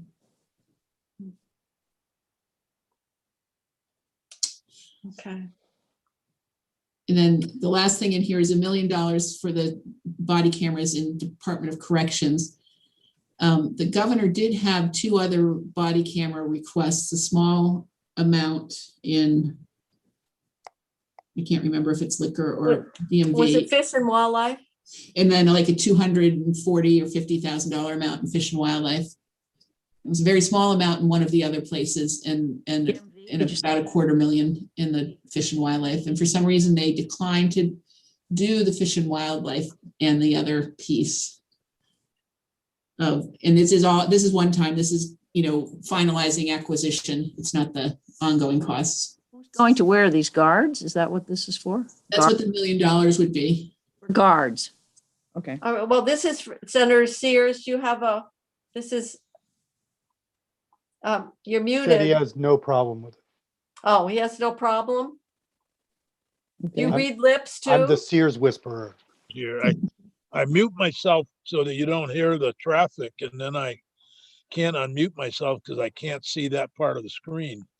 But I think this is talking with the commissioner, I believe this will help both guards as well as inmates, because I think that it'll be clearer when there's claims of abuse or whatever. So Mhm.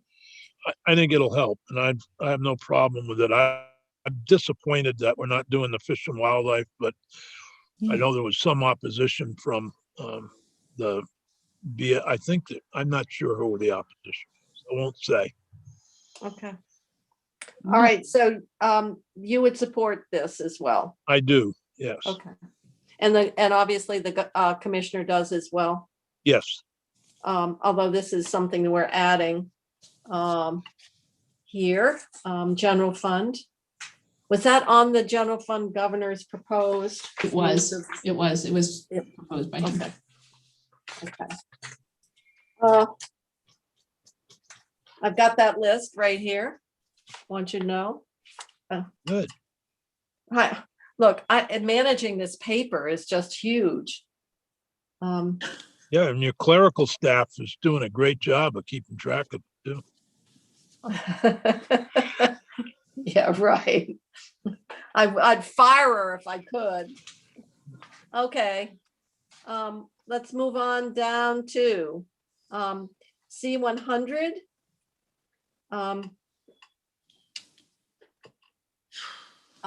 This is human rights, and this is putting additional money into human rights. I think Senator Westman was talking about their workload. And so the 300,000 would go to Human Rights Commission.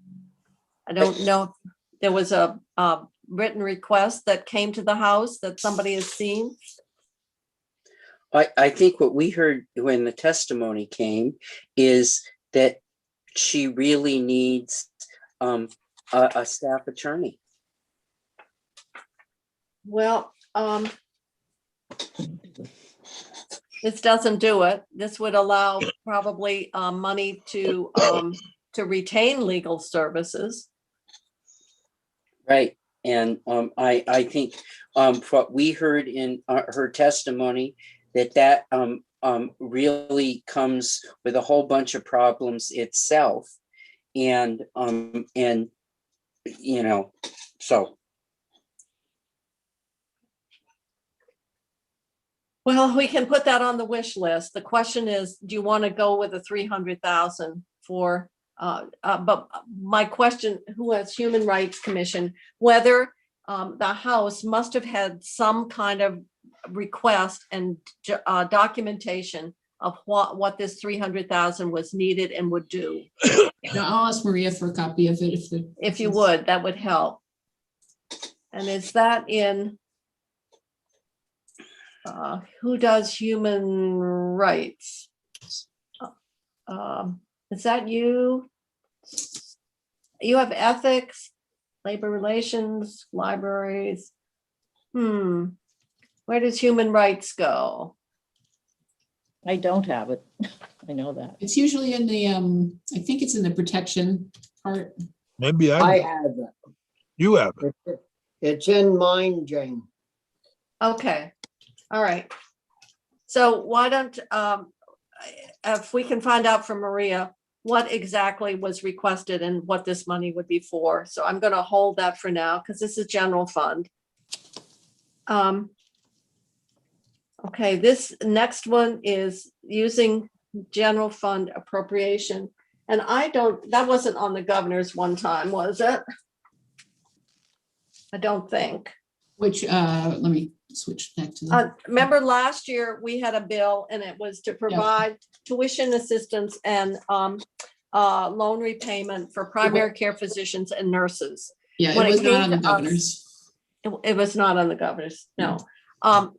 And we were hoping, and we had a study group, because our thinking was that there was money that was currently appropriated that would be going toward these health careers that we could use as match under Medicaid and leverage money that was currently in the system, rather than starting up a new program without an ongoing funding source. Well, the report back from the work committee was nobody could find any money and nobody would give up any money.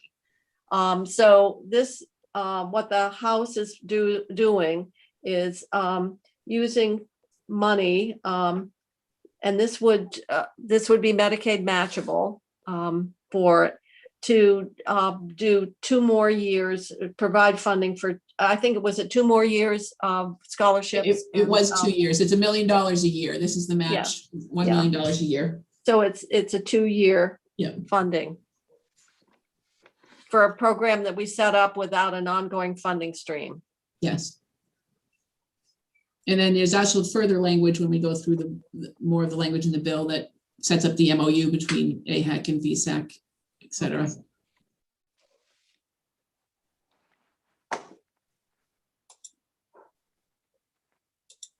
All right. We certainly know that is a major, our problem, of course, is we know that we have workforce shortages everywhere, just everywhere. Whether we're talking about childcare, whether we're talking about health careers, whether we're talking about personal care, or whatever. So, but certainly our need for healthcare professionals, and particularly nurses, based on that study, is pretty enormous. So this will buy us a couple more years of funding this program, and then we'll have to figure out how we continue it if we can. Okay. So people comfortable with that state match? Yep. Mhm. Okay. Commission on Women, That's So- mine. I'm not sure. I don't know. why. 8,500. Yep. I don't. Do you know, Stephanie? I don't know why that is. I think there's a technology and a security related piece that this one-time money would be applied for. So that's the extent of what I know about it. It's Maybe Maria could see Yeah. if she's got a piece of paper that could give us, what, I'm sure they vetted it closely. This is the VHIP program. And the governor is proposing that we use ARPA money for that. And I don't know why we would use general fund for VHIP. At the time, we were not quite sure that the bricks and mortar type piece would be allowed, but it's something, it's the choice on the House side was to actually put it in general fund. Well, I think we will go with the governor. He has 5 million. If he I think thinks it it makes can be more sense funded either out in- of ARPA, that we'll agree with him.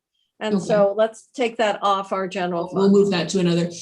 Do you know the funding level that you would be recommending for 22? Well, our bill came in at 3. Yeah. And that's the amount we stripped out. And that's the amount the House put in. The next one, Senator Sears, 25,000. Are you going to fall on your sword? Yes, Okay. need it. What are you using that for? Birthday party for yourself, Sears? No, actually for Mary Morrissey. Her name Oh, is in the article in the banner about the 25,000. But actually, they're starting it out in other areas. Yeah. They're actually going to start a year early with some of the celebration. I think it's someplace, maybe Windsor, or someplace where there was some event in 75, do you have to wear a 1775. mask? Hopefully by 2070, by 2026, we will not need masks, but I don't Wow. know. I'll keep mine handy. This is allowing them to work with other states. It's a commission. And they're allowing us to get planning and work with other states on this event because many of the neighboring states are planning events between 2025 and 2027.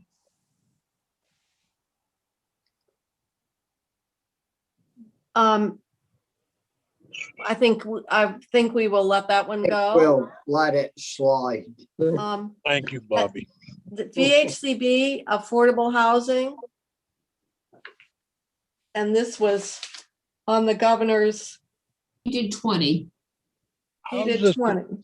How's this different from the 200 million? So this is general fund. General fund.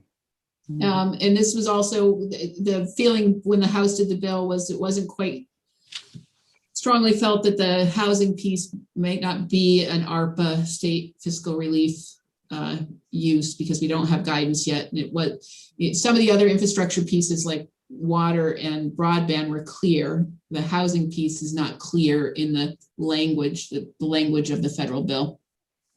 And we So- did get an email from Gus asking to keep it general fund. I think part of it isn't a portion of it land conservation to allow a portion? So when the House moved it from 20 to 40, they said up to 10 million could be used for conservation. When they went from 20 to 40, they sent 10 million. So they added 20 million, 10 of which is for conservation. Is that? Yeah, That up to 10 could be applied to conservation projects.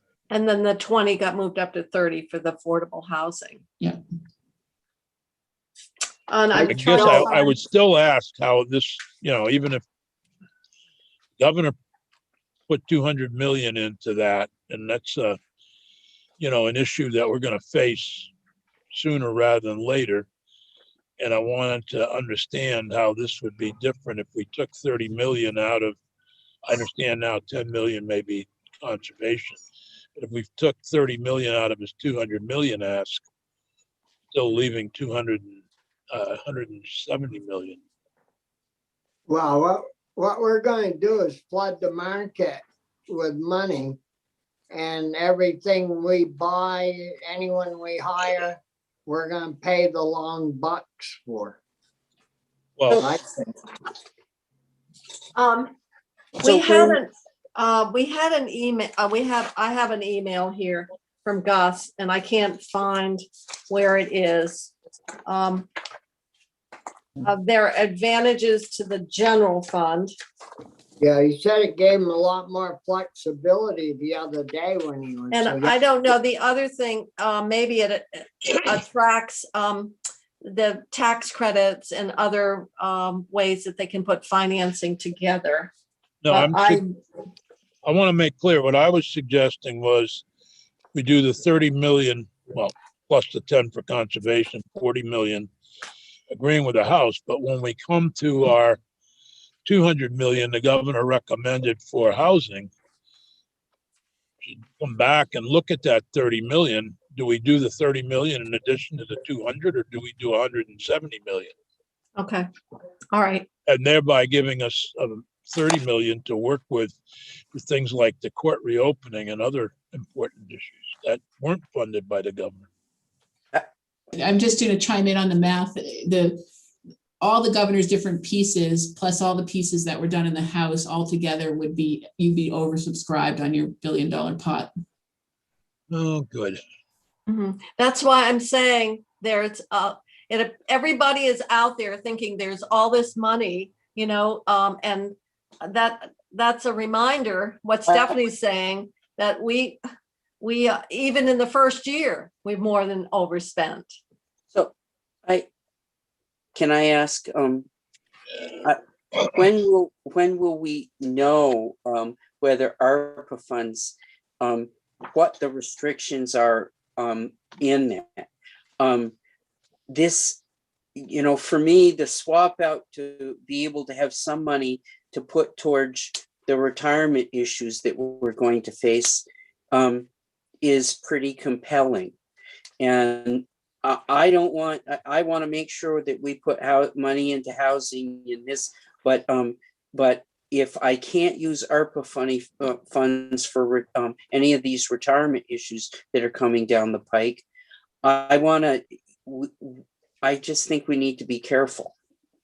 Well, that's why the House used so much ARPA money, swapped out, one-time general fund and so forth to do exactly what you're talking about, Rich. Well, I totally appreciate what they did and think it was the right direction to go. 40 million is a lot of general fund. I think so. And I don't, and I want to make sure that we do a good chunk of money towards housing and in that piece. Okay. So are you suggesting that you want to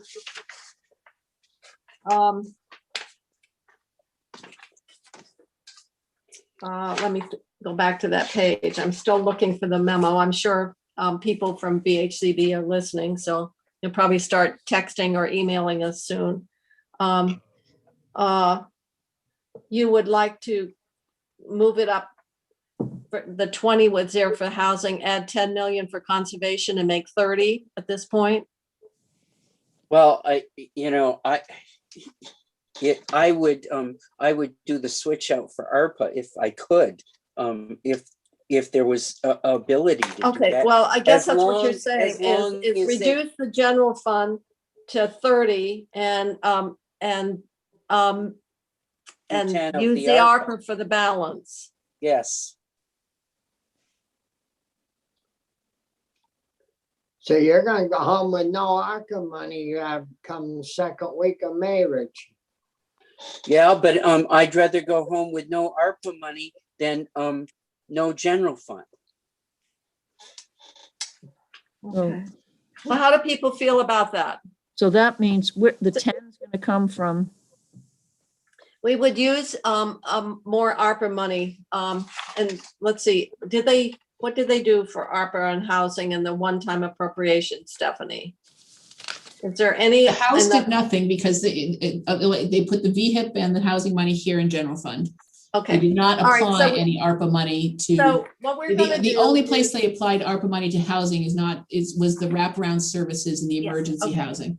All right, so I guess what people are talking about for now is we would not, the 40 million in light of more clarification that 30 increase the 20 to 30, that was recommended, have language that up to 10 could be used for land conservation, and then use ARPA money so that it's at the full 40 plus whatever other ARPA we might want to put in.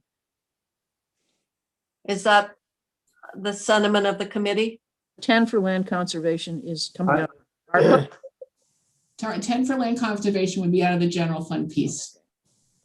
I still So say they, that we dumped $200 million into the construction business for housing between June and January. We're gonna pay the long dollar for everything.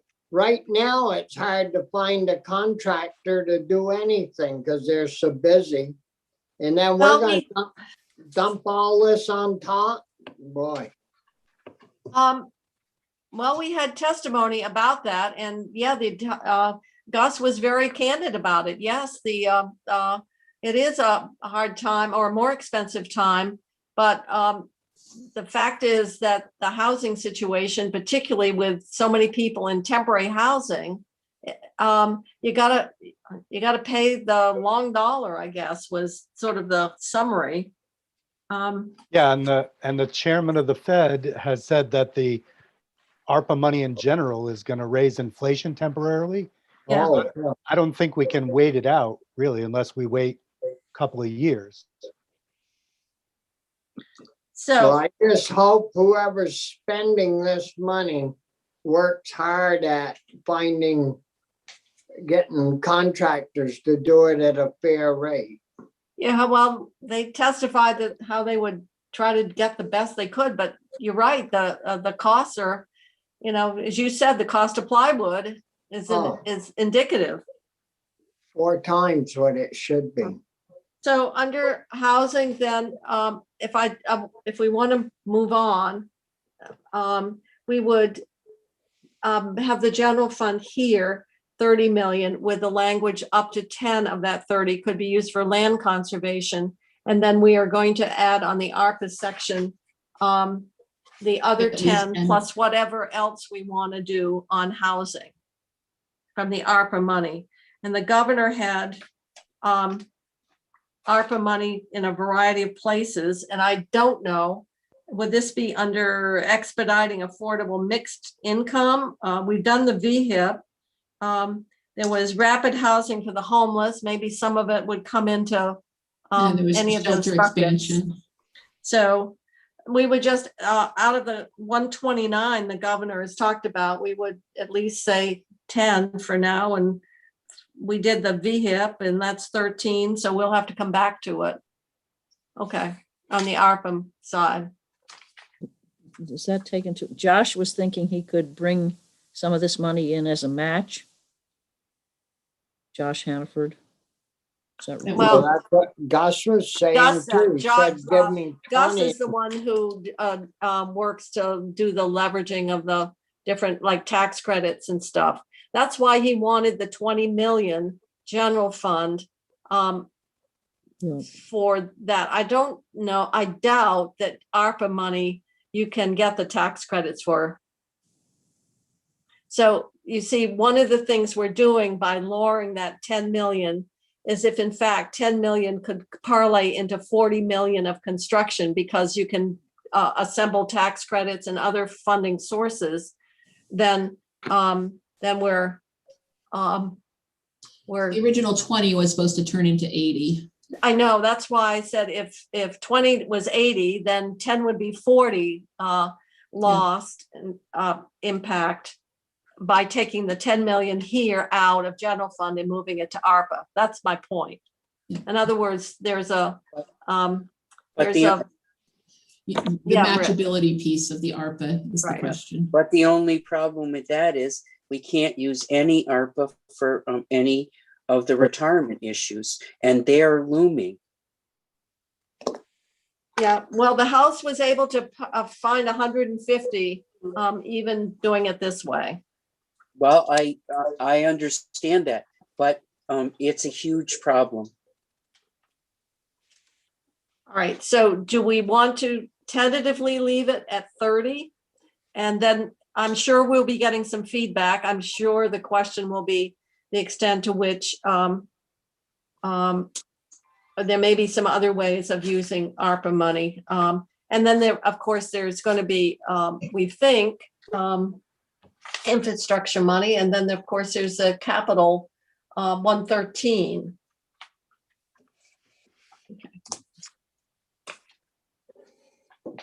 Okay. Okay, so we're leaving it at 30. Yep. And then if, knowing that we might revisit it, if we get compelling argument as to why that isn't a wise decision to That would switch be, to ARPA. Yep. Okay. All right. So that gets us through. I guess you through C100. Yeah. There's a, Do we want, I'm going to switch back to the language part of the bill here. okay. C101 is the language that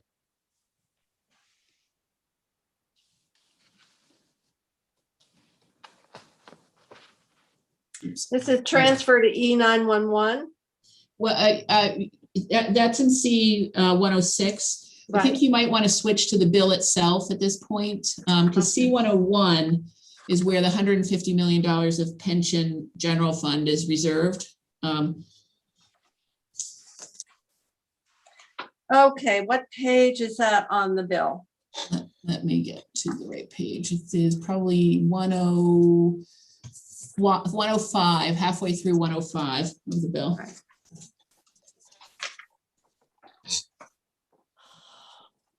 I'm getting, it's so hard. We used to have budget books and stuff that we could work from here, but I did print all this morning on my little. Wow. Okay, so Chrissy, do you want to bring up page 105? Page And 105. we'll go to section C101 on pensions and other post-employment. Yes. Just 1 second. Getting to 105. Although we are going to propose some different language, which we haven't got drafted yet, Stephanie.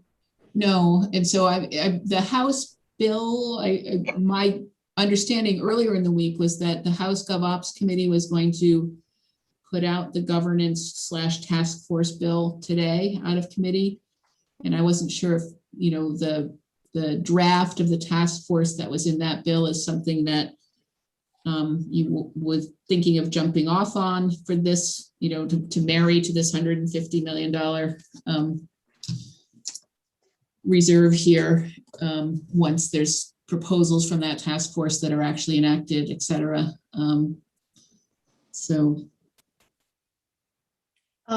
This isn't the right section, is it? D1. C101, page 105. Long-term plan. There it is. Okay. So the option here is we agree to set aside the money, but it's not going out without language that's puts conditions around it that it will reinforce the work of the task force and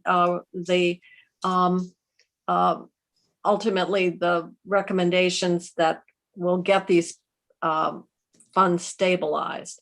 So are we talking about, should we do that in the budget, or should we wait for that bill and put the money there? Is it better to keep it in the budget and put language that references the task force and the work and the conditions under which this money would be released? Yeah, I think so. I'd lot rather do it that way than just hand them the money and say, well, we'll release it once you've done this, and that. We'll have an opportunity to review what they're proposing if we keep the money. Okay. Where? Senator Sears, I know that you were very much, Yep. saying, well, should we even do this? But if we did, it had to come with conditions and it had to be used as sort of a catalyst for supporting the work of the task force and the fact that we probably, in all likelihood, are going to have to make some tough choices to get these funds stabilized. I think I still believe that the 150 million allows the legislature to avoid dealing with it next year, if they so choose. And I'm really concerned that we're just keeping moving this down. But as long as we got language that, the money could be held in the general fund until such time as certain things occur. Yeah, it is. It's reserved. We're not appropriating a dime. And then we could put in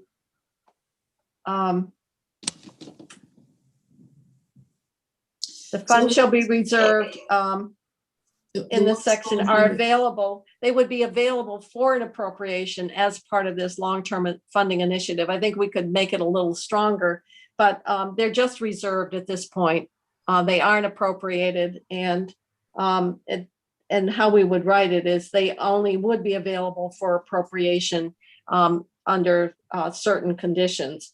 So it's kind of vague when you say it's part of this long-term funding initiative, but maybe we can think about how we want to. Well, I think assuming that the money's available if the General Assembly and the governor agree on a long-term plan. If not, then we got to go back to the drawing board. And you want the 150 million available for whatever. Okay. Do we normally tie in the executive branch? Probably not. Mm-hmm. I would make that last sentence. The other small little bureaucratic hiccup is the council doesn't usually like us to cross-reference bills that are not, that are just bills. Well, we won't cross. How do we make reference to a task force then? Well, that was the reason I was wondering if the task force might be migrating in here or not. Oh, you mean bring in the bill here into the budget? Or at least the task force part of the bill as opposed to the governance part of the bill. Yeah, I was assuming that might have to happen for that exact reason. Well, that's another option. Is there language? Has that bill been passed by the House? It's supposed to come out of the House Gov Ops Committee today, is my understanding. Oh, wow. This is the 14th of April, and if we are actually going to adjourn the 15th of May, it may have to go in here. Yeah, I don't see how we could do it any other way, Dick, at this point, because it's. You mean the whole bill? Yeah.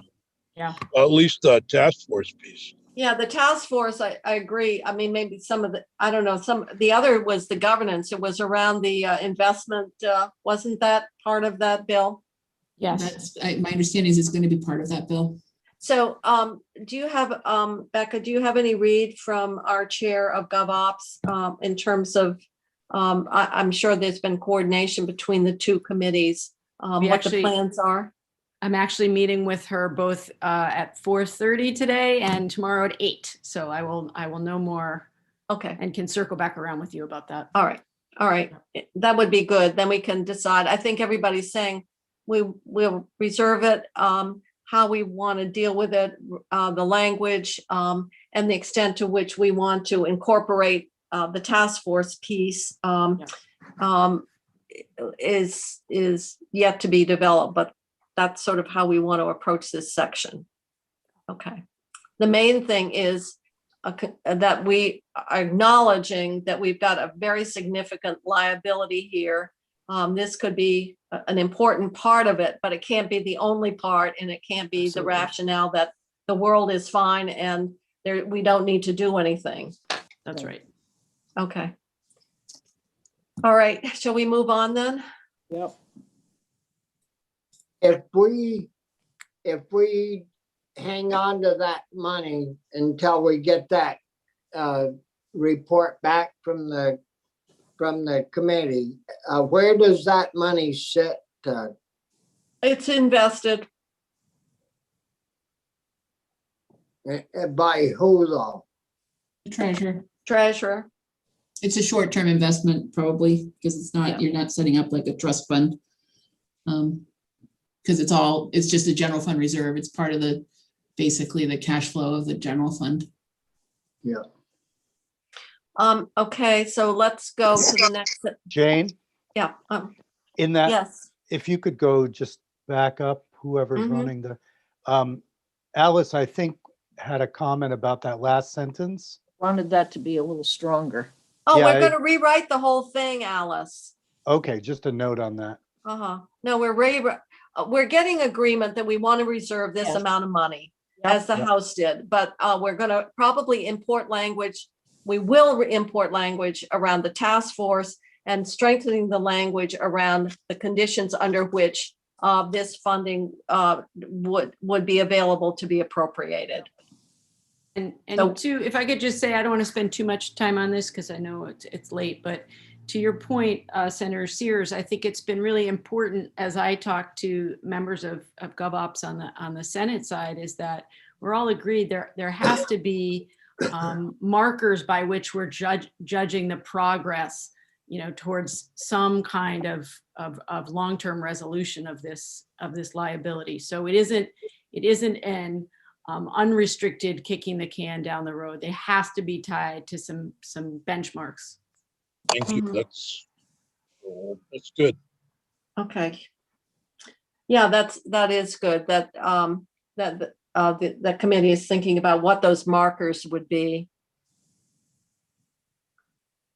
Shall we move on to C-102? Yep. Or we're going to be meeting over the weekend. I'm just saying we're gonna, okay, this is, I think not, unless I get snowed in. You So might, we're This going, is the reversion that is in FY21 current year, because it's a C section of the bill. And this reflects the enhanced FMAP. Through the budget adjustment, we'd only booked it through the end of December 2020. This is the enhanced FMAP value through June 2021, FY21, state fiscal year 21. So that's what's happening in Part A, and Part B is a reporting requirement around this reversion. I have to take a look at the technical letter, and I talked to Sarah Clark. We redrafted this from the original draft of the administration because we want to lodge a reversion against the specific appropriation, as opposed to sort of a blanket agency-wide reversion.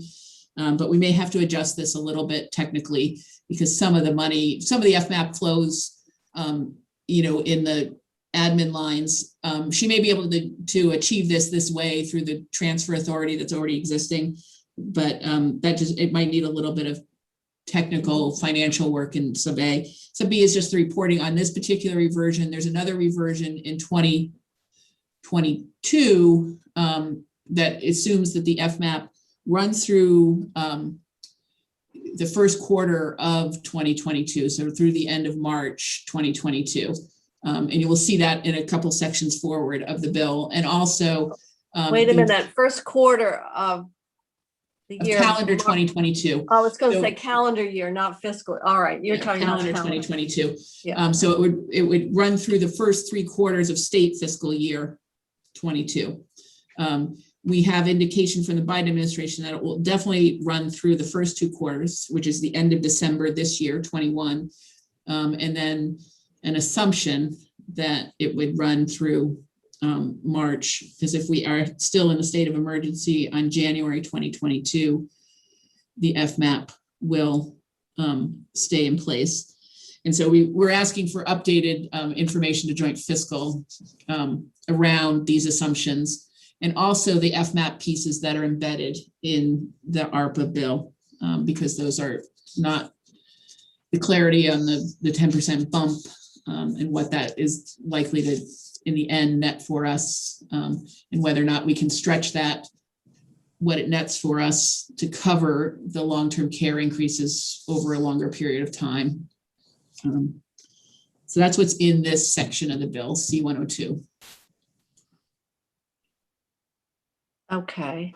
Is the reversion and then the reporting on the various pieces that relate to that reversion and FMAP. C-103 is simple reversion in the current year under the GUARD tuition program. I guess the uptake just hasn't been as as robust, and people, maybe there's been some deployments, so people haven't utilized the full allotment for the scholarships. And so we don't want to lower the base on the scholarship program. It's reverting the money for this year. And you'll see a parallel reversion because the projection for 2022 is still lower on use. Okay, so that's good. It's just taking the unexpended overage and reverting, but the base Yeah. stays the same. Yeah. Well, that's good because COVID, I'm sure, has had an impact on enrollment, probably even on enlistment. All right, E215, people all set? Yeah. Moving down to C105. E215? Yes. C105 is the adjusted education payment. Oh, it's C104.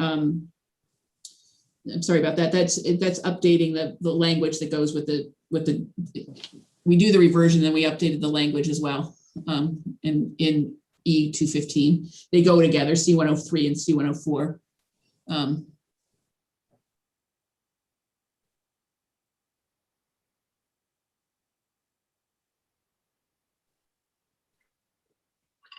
Okay, so we're amending 553 would be 953.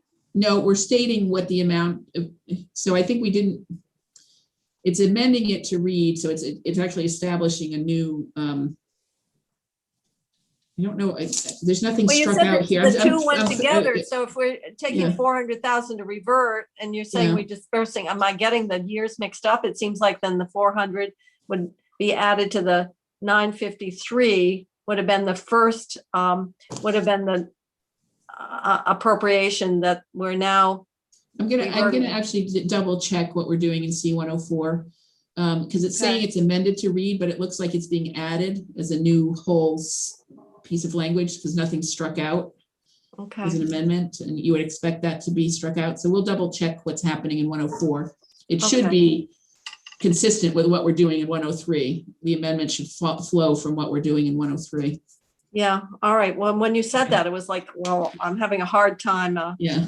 Okay, And then C105, this is simply the most updated information from the Agency of Education for the large, nearly $1.5 billion appropriation in the bill, and reflects the most current estimates from Brad James and Company of Okay, what's so needed it's in this just appropriation updating. for this year. uh-huh. 106, this is for 106 E911. this is transfer from ARPA funds to E911 in 21, so that'll be transferred in this year so that we have a $900,000 or so problem in E911 projected for this year, and it covers it for next year. It doesn't solve the problem, but it's a 2-year plug into the E911 fund from the ARPA money for missing, because it can cover revenues that are coming in below expectation, and that's what's happening in the E911 fund. So that's what's happening in C106 is using ARPA money to plug 911 for 2 years. Okay, and that's That- on our one time, that's on the one time. That's one, and we can switch back to the one-time sheet if you'd like to, because it's on the one-time sheet, and the next section is on the one-time sheet as well. Well, D101. D100 is the language we have in every year about the property transfer tax. We just state how the property transfer tax is distributed. We notwithstand the formula. This is Yeah, where we always notwithstand the do. formula. And all the housing people every year ask us not to notwithstand. Yep. Okay, And then in D101 are further transfers. And if we switch back to the sheet you were using previously, it's probably a little bit easier to see those laid out. They're in that where it says transfers. The first one was this one for E911, and then everything else in D100 is laid out here. And what source of funds it's coming from to go to. okay, so the first is the 518 from current use. to Department of Taxes. It's from the current use administration, page 108. Is that what you're referring to now? No, I was back on the spreadsheet. Oh, but, all right, so, So I'm just gonna see where you are, because I'm just not quite sure where you're in page 108. yeah, well, we got the 911 fund. And so I was just moving on to the property D100 appropriations, property tax transfer. But that's not where we are. So D100, I thought we were beyond D100. That's the property transfer tax allocations where we Mhm. notwithstand. Okay, And so the 518 to the tax department is the same every year. We haven't moved that number in years. no, The $10 million is the sort of established number for housing and conservation when we did since we've done the bond bill of several years ago. yeah, You see in sub A there, the dedication off the top for the affordable housing bond, was added when we did the bond. And then you see the pieces that go to the municipal regional planning fund, those numbers have not changed in several years. okay. And that brings So us now- to D101. Yeah, so now we're down to D101, okay. Yeah, and that's where I was switching back to the spreadsheet on you. Oh, Sorry. okay, all right. Which would be on the second page. Yeah, under that sort of light green banner. Transfer. I don't have a color printer. Okay. Maybe I could buy one. With, if I'd ever done my expensive account. Yeah. Okay. So here we are in the transfers.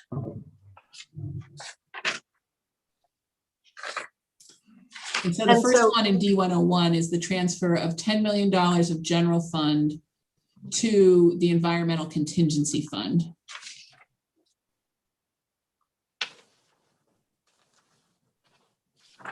And that transfer is, and then you see that later on in the bill, you see other language that refers to this.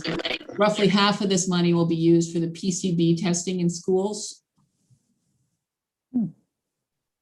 And the other half will be for the regular emergency contingency fund needs, which are, the cleanup and addressing issues that fund addresses as they come up. These are one-time transfers. These are one-time transfers. And are these out of that $211 million list? So they are part of the general fund. This one is is from the general fund, so it's accounted for in that 200 and whatever, 211, 212. If you combine years, it's a little bit higher, but it's out of that pot of money. So it's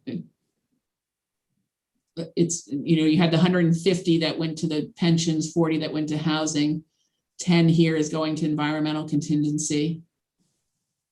Yeah, I see that. Uh-huh. And then another 10 is going in the house construct. And this is general fund going to a municipal energy revolving fund. And you'll see language later in the bill that sets up this fund.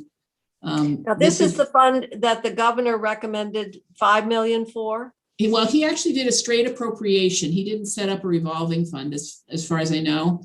The House language sets up the revolving fund. It may have been his intent. He just didn't do it that way. We cannot use ARPA for a revolving fund. Mm-hmm. And the House, the governor had recommended $5 million. I believe your Senate Natural Resources Committee is in the range of $4 to $5 million on this one. But the House, a member of the House Appropriations Committee was a proponent of going higher on this municipal revolving fund. And this is the fund where the State Energy Management Program through BGS would be, that's where it lives. And so the municipalities would come to the BGS and they could make the loans for the projects and help with the technical assistance on the projects that. In light of all the money, though, that's coming to municipalities, that 176 million, et cetera, I'm wondering about moving it to 10 versus 5. I don't, it just seems like there's a lot of money going to that, people are talking about. This is for energy efficiencies in municipal buildings, et cetera. Yes. Okay. Should we wait on They that? ought to have plenty of money to pay for their own things. Right. So this sends up and BGS consults because they've got, actually, it was interesting because I thought it was Efficiency Vermont was working with BGS to reduce energy in state buildings. I would think That that was something Senator Ash, initiated, was getting Efficiency Vermont to work with BGS. Yeah. Why would, yeah, I see, think this is- almost I think- what, my question is, why aren't we, why would we use BGS versus Efficiency Vermont? yeah, you wouldn't. It's probably because it's thermal. It's probably more than just electric. So maybe that's And I it. do think, I think they proposed this last year. Okay.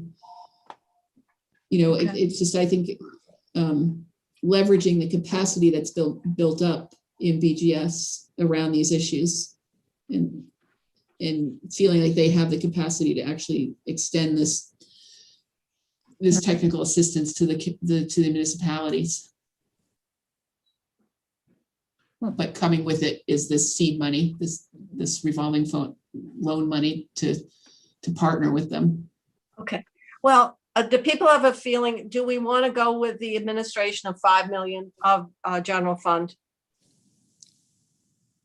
Yeah, I think probably. Okay. All right.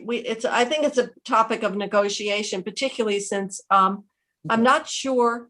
I wish I understood this better. Is BGS actually helping them? This isn't to provide a revolving fund. Are we loaning money to the towns to do So this? the projects are supposed to repay, so the part of the cost of the project is what would be covered through this revolving loan fund, I believe. And I'm just going to bring you to the language that sets this up, which is in section E 112 of the bill, which is switching back to the other document. On page 125. I see at 123 on mine. I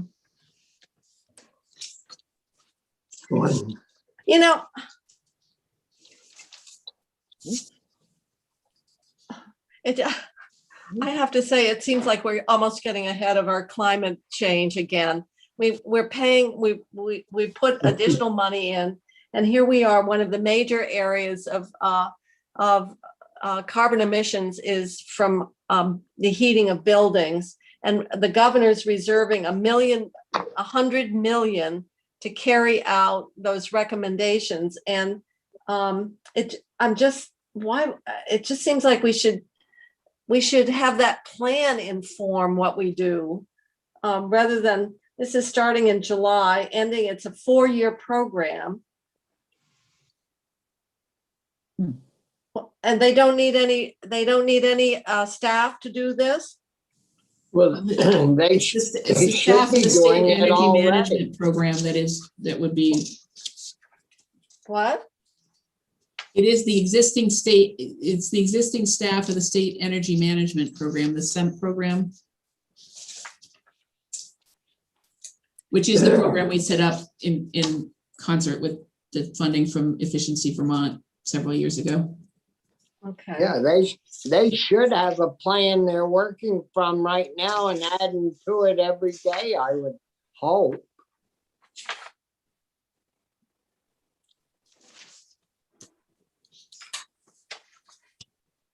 They don't, Stephanie, they don't already have a plan?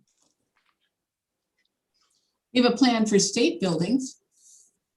We have a program for state buildings. This is extending that out to municipals. So they, do we have anything from the league? In other words, do the municipalities what is the perception of municipalities? Would they use the revolving fund in light of the money that's coming in? They said that, it seems like it's an interesting concept, and we know that we want to reduce the fuel usage. In other words, we're creating a program for municipalities. Does anybody have any confirmation that this is something the municipalities want and would use? I don't know. I don't mean it in a critical way. It's like, out of all the different things the municipalities are going to be managing right now, to layer a fund on, why would I go for a loan if I got money coming in under ARPA directly to do exactly the same thing? I think your question was almost too much common sense to it. I don't think you. I think it really was, Jane. I mean, it is common sense, and I think they forgot it here. I didn't mean that as an insult to you. I mean, you got the right point. What did anybody ask? And most towns have done energy audits on their offices and their garages. I mean, golly, how backwards do they think people are? I'm sure there are places that could use it, but is this how it should work? Well, Yeah, I but- guess that's it. If what I said came out offensive, I didn't mean it that way. I meant it as a compliment. I don't know if Senator Westman has the Senate Natural Resource Committee looked at the setup here that's in the budget bill? He's MIA. He's not on his screen. Oh, I think as a courtesy, I would like to have some confirmation that from the league that this is, in fact, we're setting up something. Here's Richie. Rich, we're on page 125, and it's setting up a municipal energy revolving fund. BGS, I guess, would administer it, and it would provide financing to municipalities for energy management measures, equipment, studies, weatherization, blah, blah, blah. And my question is, in knowing that towns have got ARPA, we're putting this in for municipalities. Have you had testimony in natural resources that municipalities feel that this revolving fund would be something they want and would use as a financing method? You're muted, but I think you said, no, you haven't. No, we haven't had any testimony on this.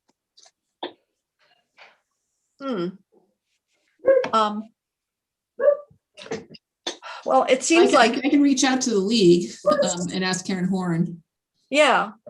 Um, Well, I'm just wondering, in light of the money that's coming down and in light of the fact that we're going to have recommendations, I would think, in our climate action plan, I don't know, it just seems crazy that we would be moving ahead to create something new in a revolving fund in advance of almost, I don't know, maybe this wouldn't be a recommendation, or maybe the plan would have something that would get to the same place that would be less complicated. I don't know.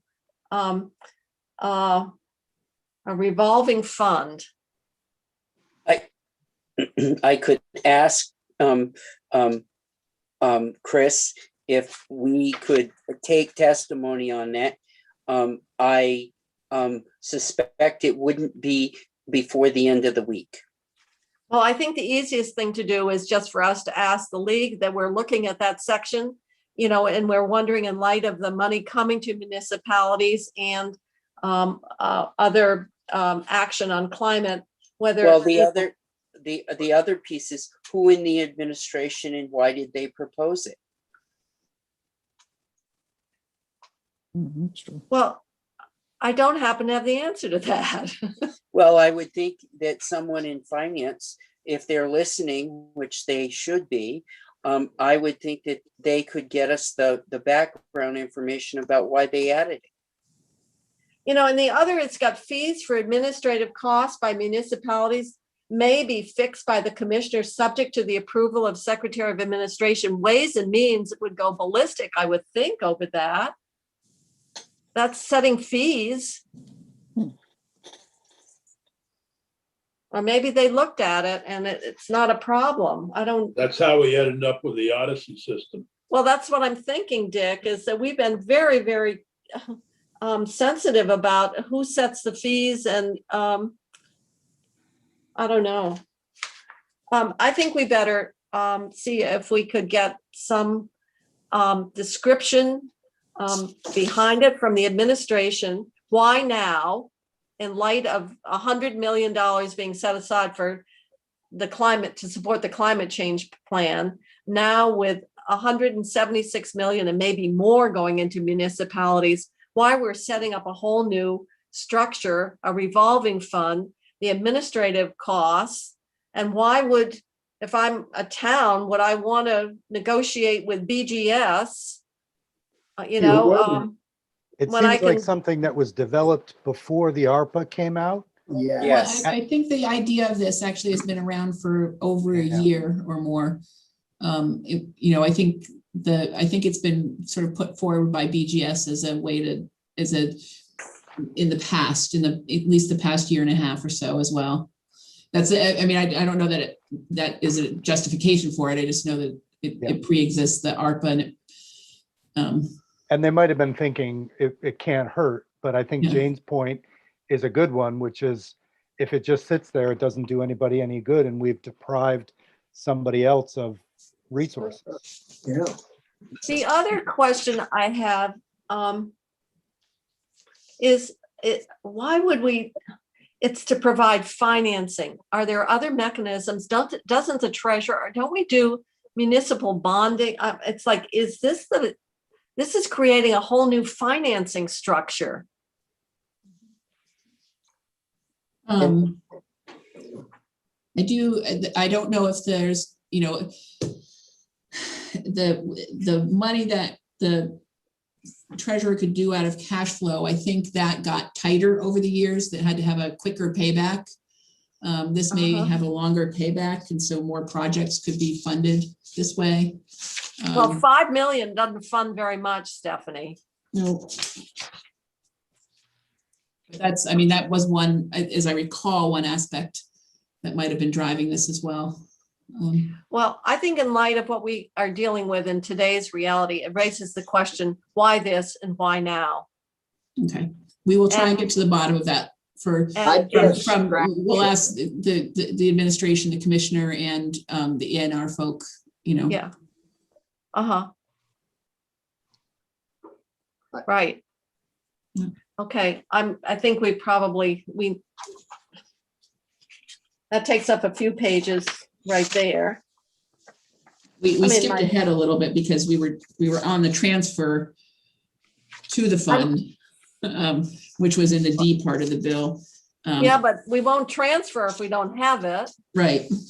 Do you want to go back to the other transfers in? Oh, sorry. That's all I was trying to, as opposed to we skip forward in the bill, and if we go back to committee, I'm going to just say it's 4:22, so I'm going to have you go until 4:30, and then we'll call it a day. We've been making fairly good progress getting through this, but it is a real grind, and some of us have been in front of this screen since 7:30 this morning continuously. I have got to get out of here soon. And I'm Yes, speaking I for know. myself and Senator Westman. We had our first meeting. Yeah, at call either 7:30. earlier or later. You're here with my time. Well, I'm sorry, Bobby. You still need to talk to me, or did you solve it? I called I think it was the Brian and universal told him breakfast. to go for the lesser amount.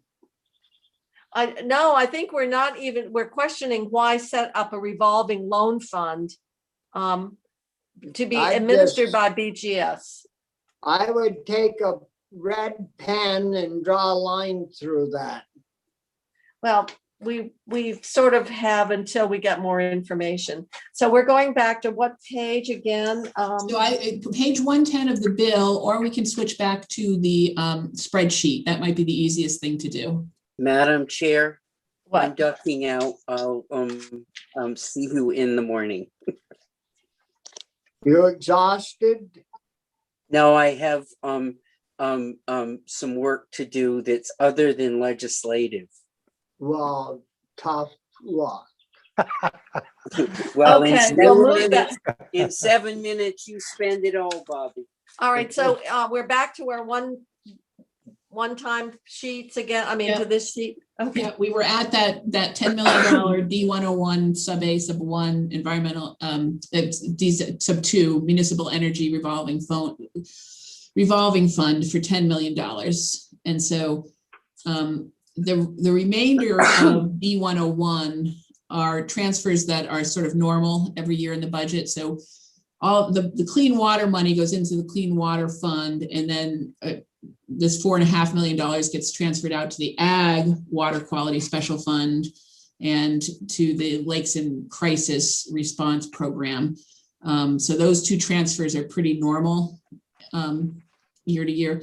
And then we also have the other part of the downtown transportation and capital improvement fund, this $4 million amount that's going from the transportation fund to the downtown fund. So together, that $4 million plus the $5 million ARPA that we saw earlier in the bill gives $9 million to the downtown fund for FY22. Okay. And then the other piece in D101A sub 6, $2.5 million from the TIB bond fund to the infrastructure bond debt service fund. That's just an internal, it's accounted for in the TIB world. It has to go over to, this is the debt service piece mhm. from I that. know, when you bond, you have to pay Yep. debt service. You have to pay it back and pay the interest. Yeah. And so that takes care of D101. D102 is not listed here, but these are the transfers into for FY22, the reserves, the stabilization, not the stabilization, the 2753 reserve. And so you don't see it on the spreadsheet, but in the bill, there's $3.7 million going into the reserves. It's also being unreserved. $24 million is being unreserved in that same D102 section. We talked about that a little bit earlier. We talked about the spending side of the. So we'll put in the 3.7 and take out 24. Yep, and that's covering the 24 that we're spending up in that B106 section between the two 53rd and 27th pay period. Okay, yeah, we think that actually certainly has helped with evening out that budget pressure. And that moves us into D103, which are transfers of ARPA dollars into other funds. Okay. That we see here. The Forest and Parks Revolving Fund, the Act 250 Fund, the Fire Prevention. Can we can put ARPA into a revolving fund? So the revolving fund's not really a revolving fund. It's not a financing fund. It's just an ancient name. And so we did double check that. Okay. So that gave us pause, but it's actually an operating fund. It's not. Would really these have all come fund. off the governor's one-time list? I'm sorry. Yes, these were all done by the governor with general fund dollars. Okay, so it's just swapping out general fund with ARPA. Yeah. Okay. That's what you see in the first four, and they're related to revenue and shortness in the funds. And then we have the pieces, some additional pieces as well in the B part of the bill.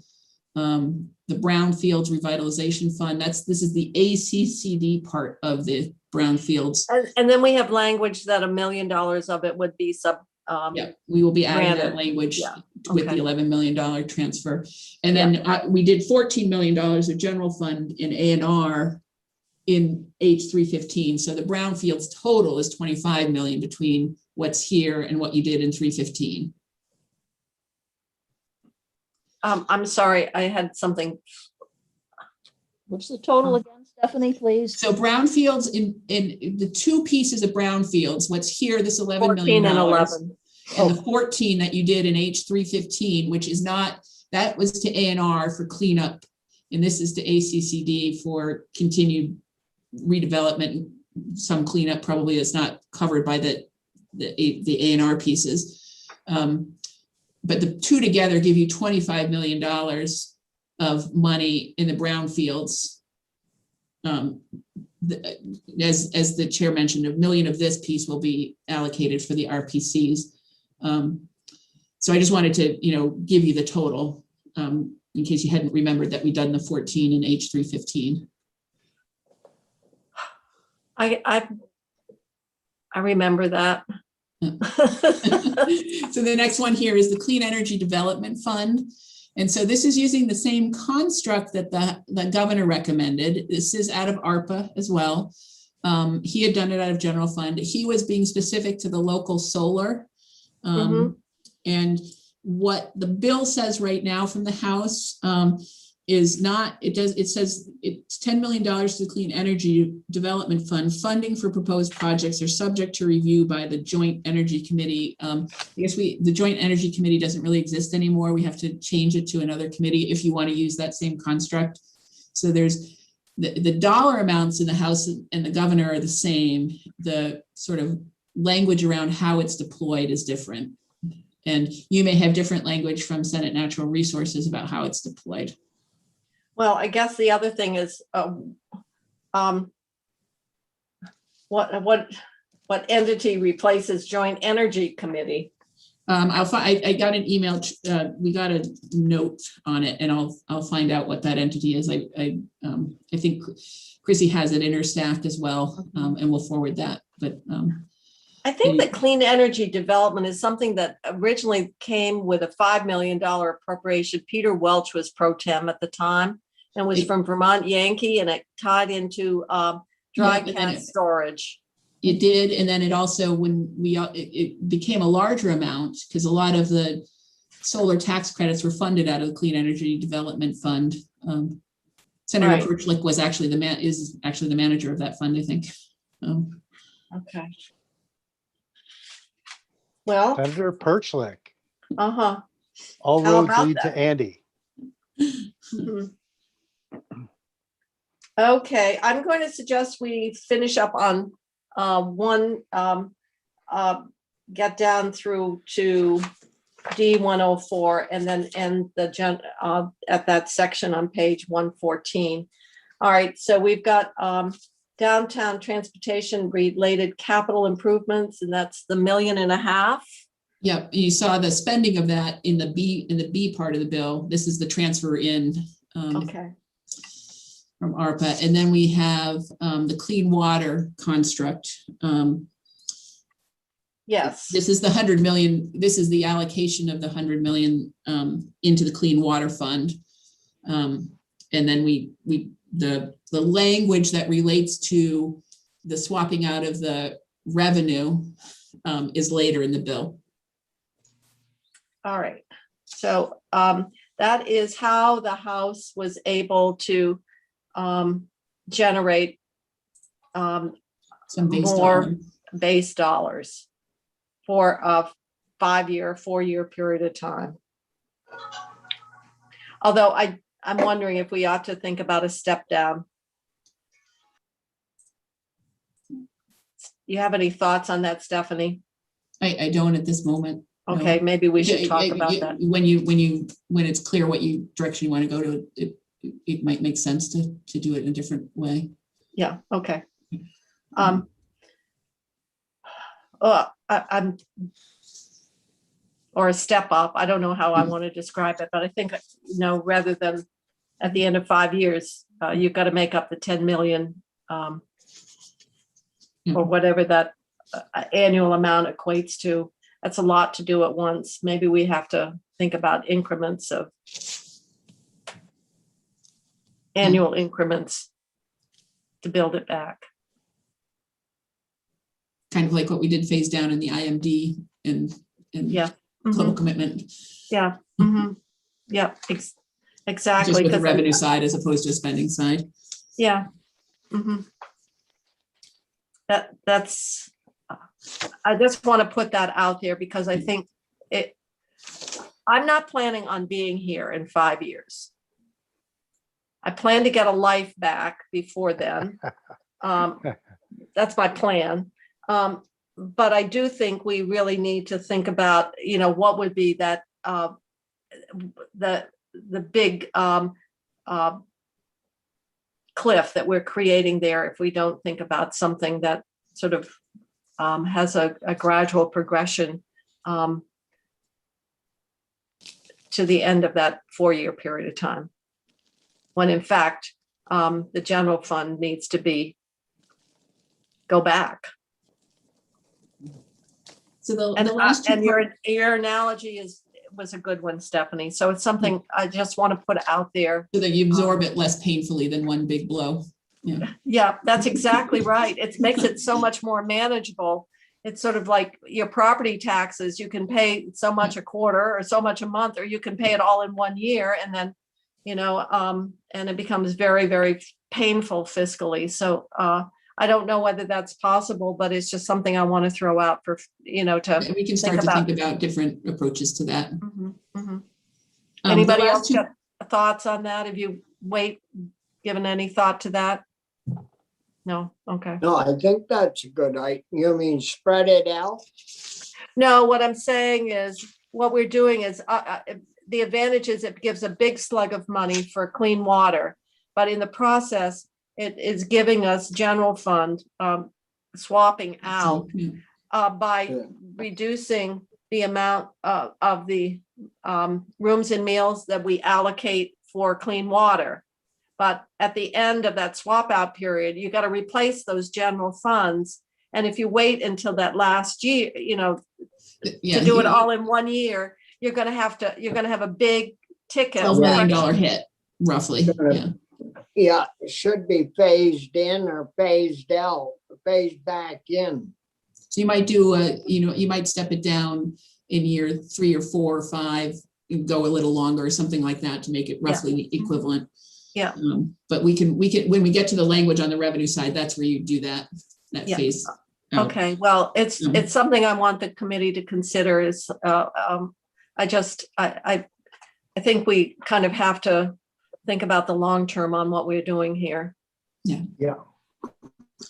The last two parts of the D section, D104, this is the analogous reversion. I think we're on. It's not on the spreadsheet. We're back in the language, and we're back. But I was thinking we might call it a day. It's almost 20 of 5. There's only 2 D sections left. Stephanie. All right then, Stephanie. We're calling it a day. D104 is the 66 million Medicaid reversion in 22 that we will get updates on as we go through the process, joint fiscal in January, and the budget adjustment process. And it's only 66 million. But the budget is built on that assumption, that 66 million. And then the last section in D105. But the governor did that as well. No, he did not. So that gave us extra general fund. Okay. And they did not spend all of that general fund. That's what's happening in D105. D105, they're reserving $38 million of general fund. Yeah.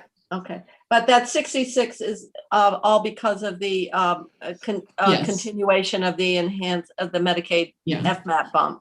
And we're very, the 44 of it, we're very confident about. I think it's fair to say, transparent to say that the quarter from January to March 22 is an assumption at this point.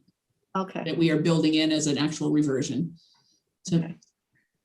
All right. And that's part of part of the reason to reserve part of it, because the $38 million reserve, if we're off on that assumption, would help offset that. It obviously. would, because what would be the value of the bump for January for that one quarter? They're all $22 million equivalent. Okay, so we're reserving 38, so we've got some wiggle room there. Yeah. Okay. All right, so now we're up to E100. And now you can stop if you want to. All right, Stephanie's letting us go. Thank you, Stephanie. I really appreciate it. She couldn't stop. So, Chrissy, I'm going to have adjourn the committee for today. We've lost 2 members and about to lose